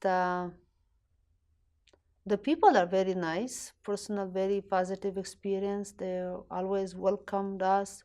I mean, people have welcomed me for the Thanksgiving dinner, Christmas dinners, and any celebration that comes in the community. It's just been like a family. Muncie is like, it's a connection with the other nationalities, very open-minded, I would say.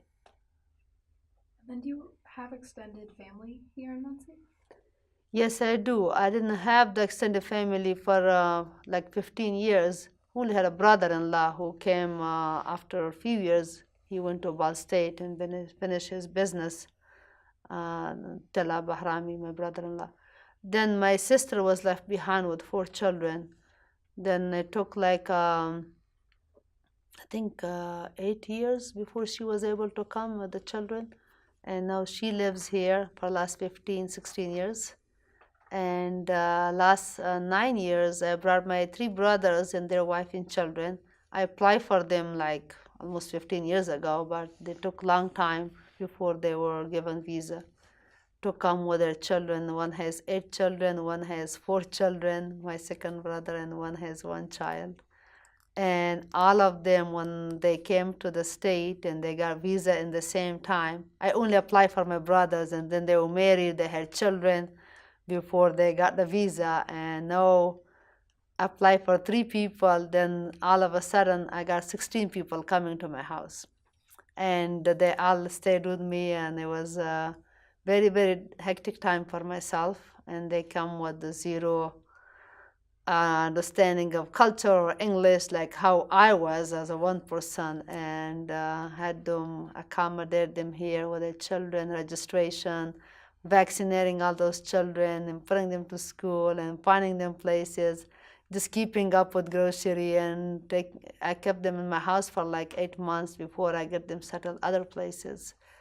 Yeah, it was a very hectic and difficult time for me. And the meantime was a happy time to have my family here after many years of trying to get them out of the unfortunate situation in Afghanistan. Then, how have you developed friendships with non-Muslims here in Muncie? How did I develop the friendship with non-Muslim? It was mainly, I think, my husband was here and he had some friends. They were, of course, his colleague from the resident of Bal Memorial Hospital in that time. And I had those dear neighbors that I talked about, Elizabeth Mock, and through her connection, then taking us to churches and some community activities. Then through some of my husband patients who invited us to their parties or welcoming us, our neighbors. Some of them were our neighbor. Jerry Spidel was one of our neighbor on Long Beach. He was always welcoming us. He was actually my handyman in the house too for all these years because my husband is not a handy person. And I was the handy person in the house, but Jerry Spidel has been my handyman for the last 30-some years. He was my neighbor and also his connection with the community. Through these friends and neighbors, I think, as I say, neighbors are my best friends and best family. Ann Clevenger, that I don't want to forget, she was one of my neighbor on Long Beach. She has helped me so much that my dear sister would have not done it. She would come to my house, clean with me, watch my kids, watch my mother-in-law while I ran to do things. And she was just next door. She would just run. Anytime I needed help, I called Ann, she would be there in that minute. And of course, I mean, I helped what I could, but it was two-way street. But neighbors were my best friends in this family, and that was connection to other community and businesses and other people. You've spoken a bit about various community organizations that you've been involved in. Can you speak a little bit more about some of those? Recently, I'm involved with communities and I don't know, all along from the beginning, I always participated in the diverse activities in our community. And then we have suggested some diverse things happening in our community in the hospital. But like I am currently involved with peace and conflict studies in Ball State University. I'm on the board with them. I help them. And I was on the board with the Unity Center until recently. I resigned. I just got too busy. I work with what do they call that group of people at the I lost that thought. Anyway, I will come back. I'm also Rotarian for many years, Rotary Club member, and my husband and I. And I'm also on the board with my neighborhood. I'm on the board. We have a neighborhood association. I'm on the board. And I'm also involved with, what do they call it?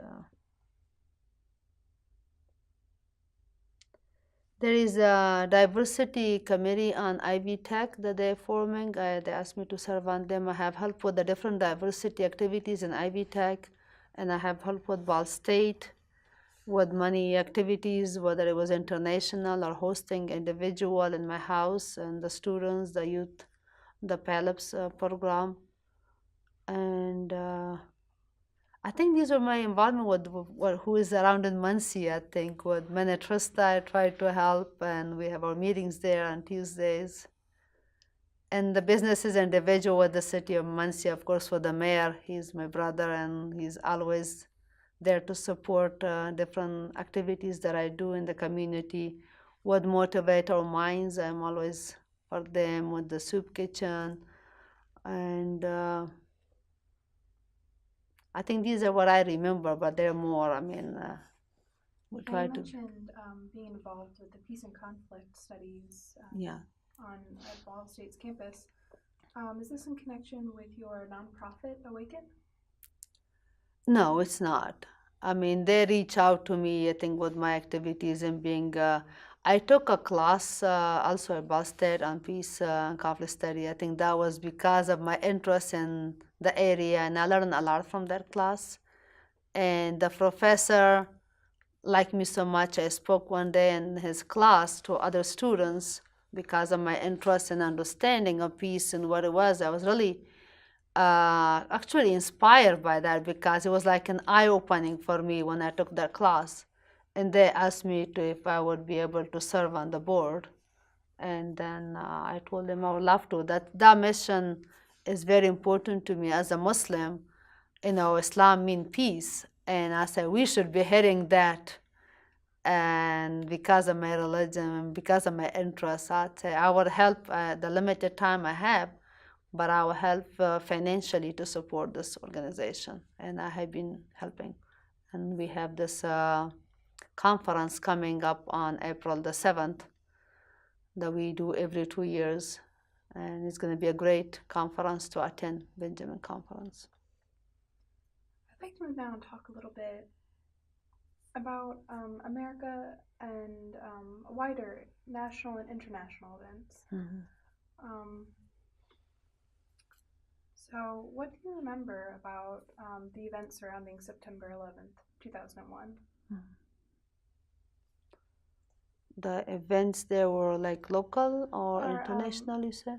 Yeah, what were perhaps some of the reactions of the people around you to 9/11? 9/11, I mean, it was very unfortunate incident, and we were all like, the whole country was shaken. I think personally, when I remember, my parents were both here. I was taking classes in Ball State during that time, and my sixth child was born. She was a baby. I was extremely busy. But the tragic and unfortunate, and it was very scary situation, for especially for Muslim, that they were blaming it as the Muslim act. And the memory and the activities that we did, whether it was local or other places and nationally throughout the state, people doing programming. I personally participated in interfaith event. We invited people. My husband and I, we invited all the ministers to our house. We cooked dinner just to make sure that people understand us.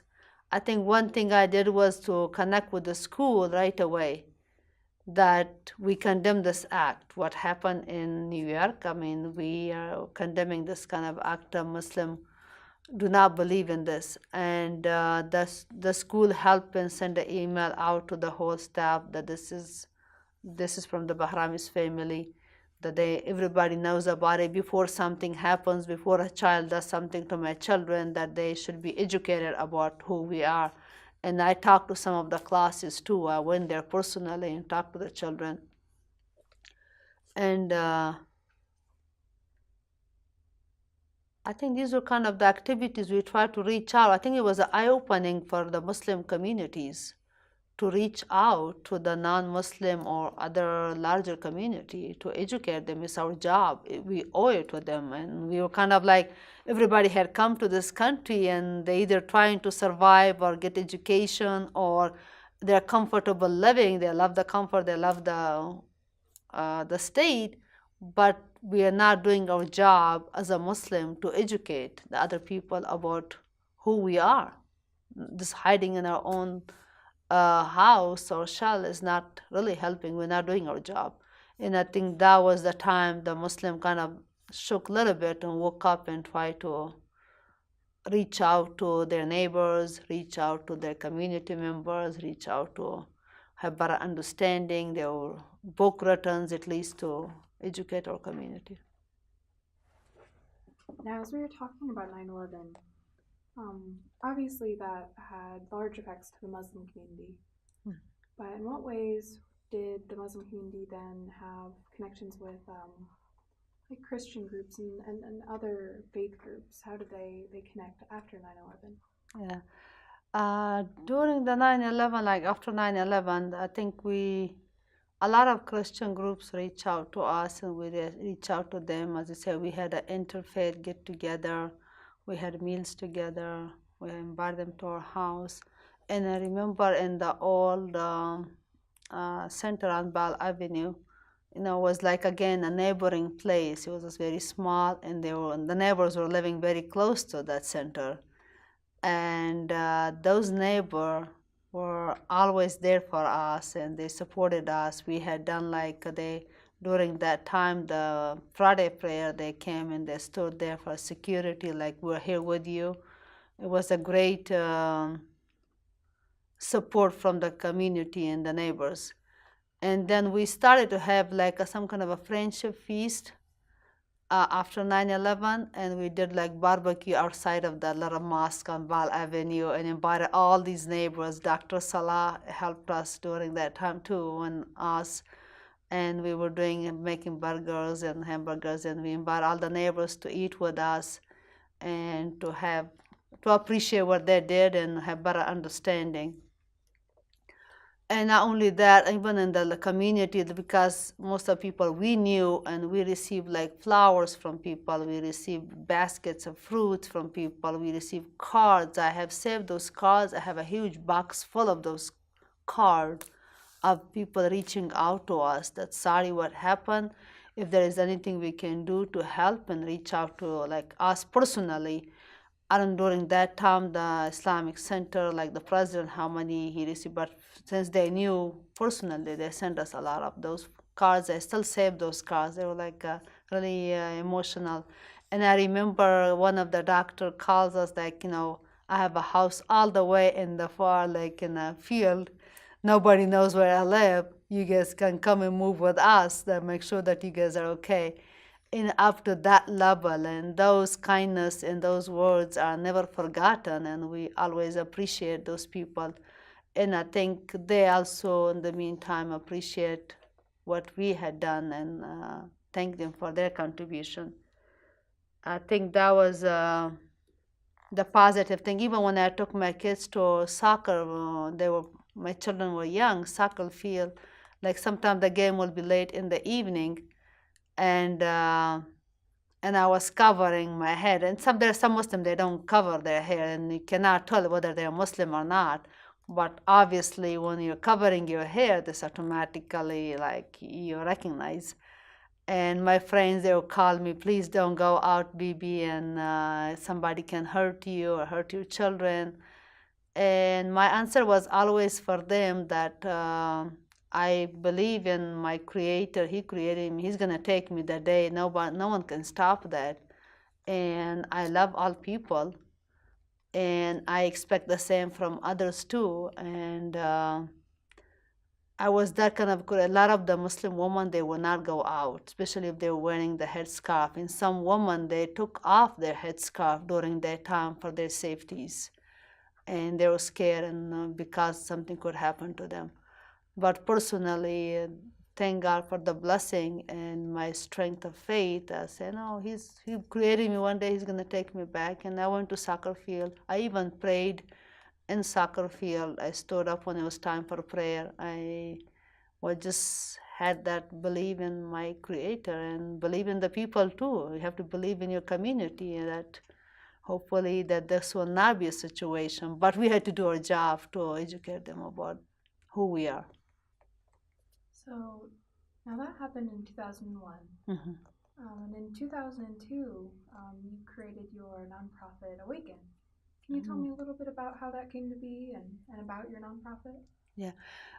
When the another good thing happened during the 9/11, when we went to Afghanistan after that to help with the situation in Afghanistan. Unfortunately, because after the Soviet invasion, then the Taliban's were ruling, and our family suffered, like they had to migrate, and some of my family members, my brother, life was in danger. They had to go to other places. Then the 9/11 happened, and then I think when we went to help in Afghanistan, the United States, and some of my family again had to migrate because of the Taliban defeat, and there was a life in danger. It was such a great suffering for many, many years, and losing my family members during the invasion, lost my dear brother, my dear grandfather, brother, lost many family members. And then during Taliban, there was so much difficulty. We lost some family members. And then again, when after 9/11, it was very upsetting. It was very difficult time. And as I remember, I was taking classes in Ball State, and I went home, and my parents were watching the news, and I just couldn't take it anymore. I just cried, and I was upset, and I went outside of my house. Now I'm getting emotional again. Outside of the house, and I just prayed. I said, "This hope there will be some day into this, because I grew up in this kind of thing. My family is suffering, and I'm even though in a safe place, thank God, but I'm suffering for them." And then I decided not to watch television.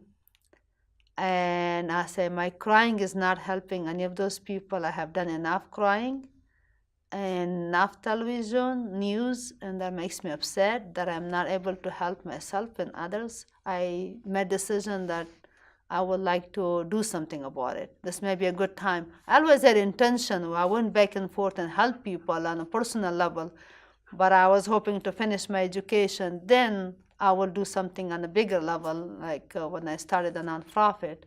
But that timing was so right, and there was some hope for rebuilding of the country, Afghanistan, as you were encouraged during that time, some hope for that. And I started my nonprofit. I was sitting with my friend.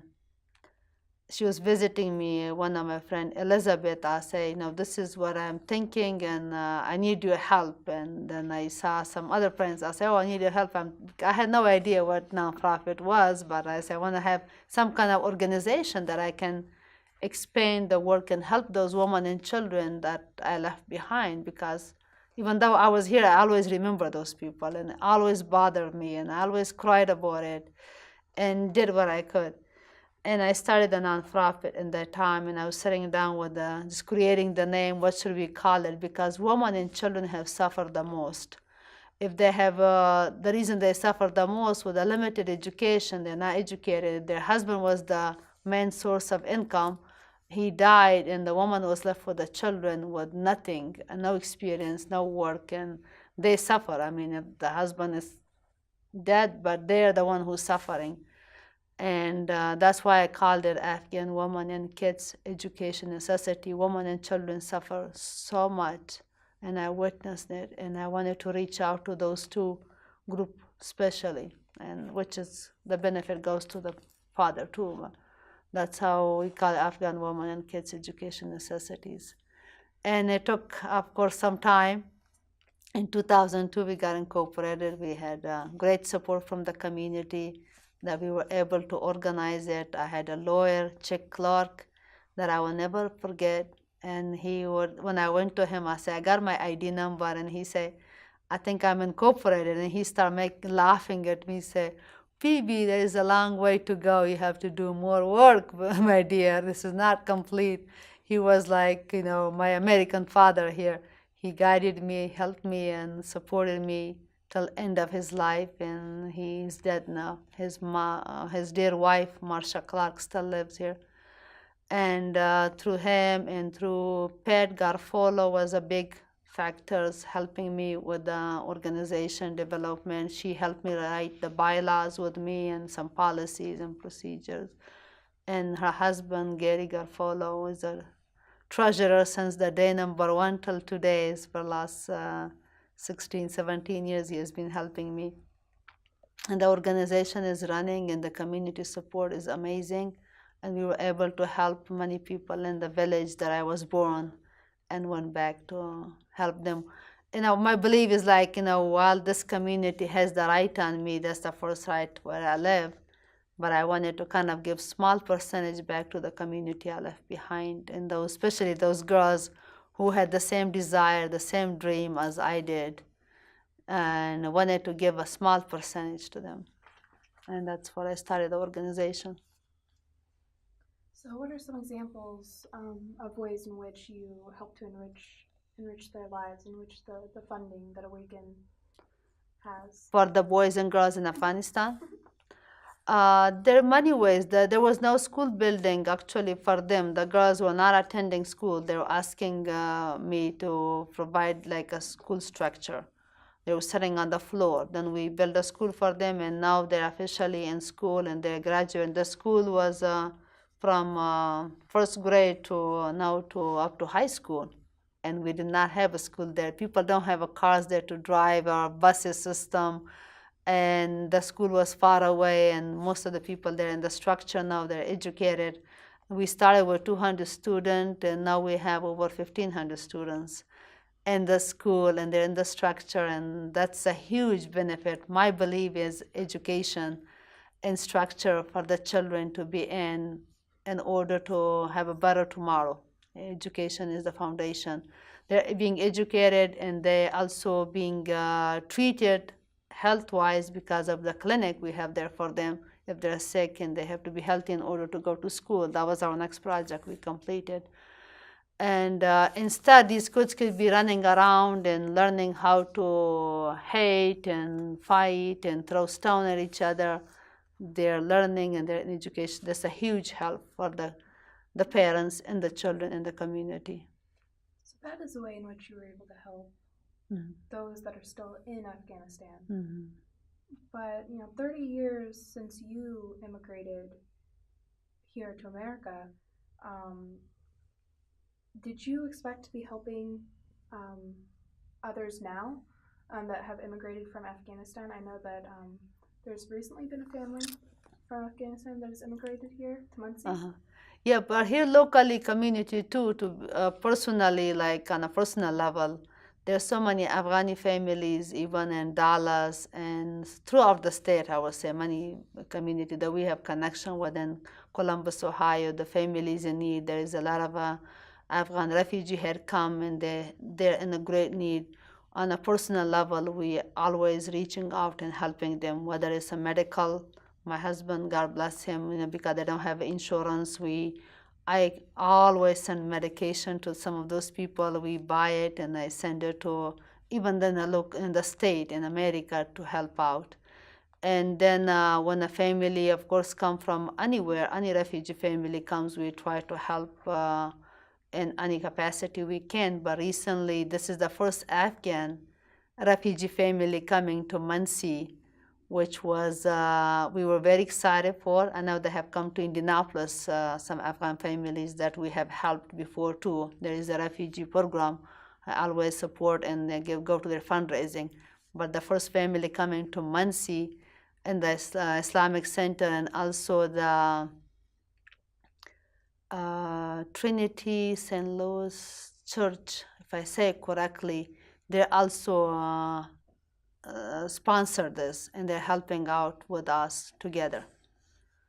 And we're very excited. I have a girl who is 5 years old and a husband and a wife. And I think the IU Health, Dr. Jeff Bird, is going to find them a job. And we're helping. Yesterday, actually, I talked to him that now the weather is better. I told my brother to take him to the store to buy him a bicycle, and the basic house item they needed, like immediately I got an apartment for them. I paid the deposit just to get them in as quickly as possible and get them settled. The basic furniture and the dish and the churches and us, we both helped and got this family settled here. I'd like to now and speak a little bit about maybe some more recent events nationally. Now, with the 2016 presidential election,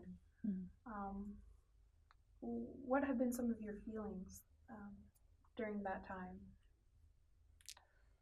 During presidential election, as I say, I'm not much into politics, or I don't watch it. I don't have much interest in it personally. I know my husband is. Sometimes he gives me some news about it. I say, oh, at least I have some understanding. And it was kind of, one thing, as I say, I'm always for people and education, and the children are my weakness. And one thing that bothered me the most with the recent election was that the fears that was brought into this nationally internationally in the children's mind, and insecurity, and creating that kind of environment for people. And some people were scared, and the children were scared. This is the first election that the people were scared. That's what I noticed, that it made some insecurity, not only for Muslim children. Muslim children came from school, they were crying, and then for even non-Muslim, this for the whole entire country. I thought it was a little bit, the fear was the negative part for me. And I think that affected both societies, in my view. But the rest of the details, to be honest, I don't listen to it and I don't know much about it. The second thing that I noticed for my personal viewpoint, that how he talked about woman, gender.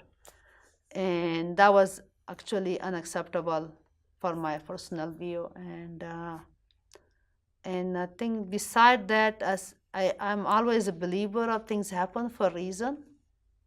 I have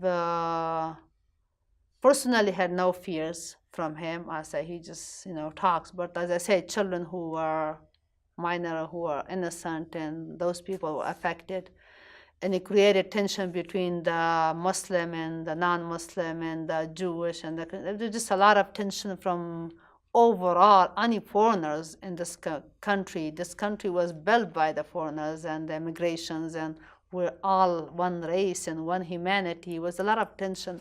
I think maybe that was something I sensed, and they could have been done better. But in the meantime, I'm a believer of this happened for a reason, and there will be a lot of good that will come out of this new president and this new election, and for our future of America.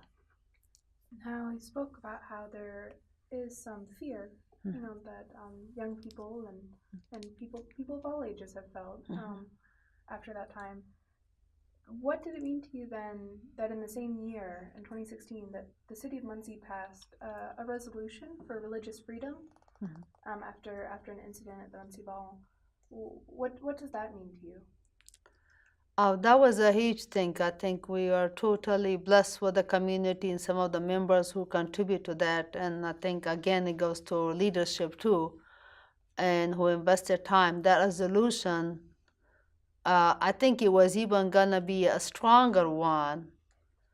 Like, nobody should say specifically for Muslim. There were very kindness and generosity of the Muncie community and the support from the community.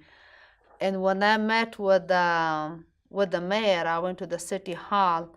So this was the resolution. This was written. It's going to be difficult to pass. And some people were objective, like, didn't want to continue. And when I met with him personally, I say, we need to look at the bigger picture. We're all American first, then Muslim, and then Jewish, and then Christian, and then other, but we're all American. Let's focus on American. And I said, that's okay. You don't have to specifically mention Muslim. Why Muslim? Muslims are, because there are Chinese here, there are Mexican here, there are Arabs, there are all kinds of people here. They're not Muslim. There are Arabs here, they're not Muslim, they're Christian actually. But let's focus on America first. What is fair to you, that's fair to me. And all of us are in the same group, and we're all one race, and respect each other's differences and appreciate each other's differences. Then we changed the wording, and mayor and I actually both met in the city hall about this. And then we sent it, and it was approved, and we were very thankful. We appreciate it. We kind of modified it, but it was still done through community support and hard work. Something that you just mentioned was the idea of being American first and your religion second, or does the term American Muslim characterize your self-understanding? Some do and some don't. That's something, as you say, everybody views different. I mean, this is, again, like in a country we live, it's a part of the religion too, that we respect the laws and the Sharia of that country we're in. That's our religion is telling us. Because we're Muslim, we have to follow some of those principles of our religion. Where we live, we have to respect. But some people have a different view, which we all have those different views within the same religion. And sometimes maybe culture is influencing it. Sometimes there may be more look at it one side of it, not the other side of it. And as we say, the open-mindedness, when we have a total holistic approach, there is more positive when we take this approach than taking the narrow side of the approach. That may be, these people might have a good reason for it, why they say this is better. I might have my good reason why I think this is better. But as long as we respect both ways, then I have no problem. But I mean, we all have different views. But some people have problem with that, yes. So, in closing, if you could recall one story or event from your life that captures what it means to you to be a Muslim in America, what would it be? One story in my life.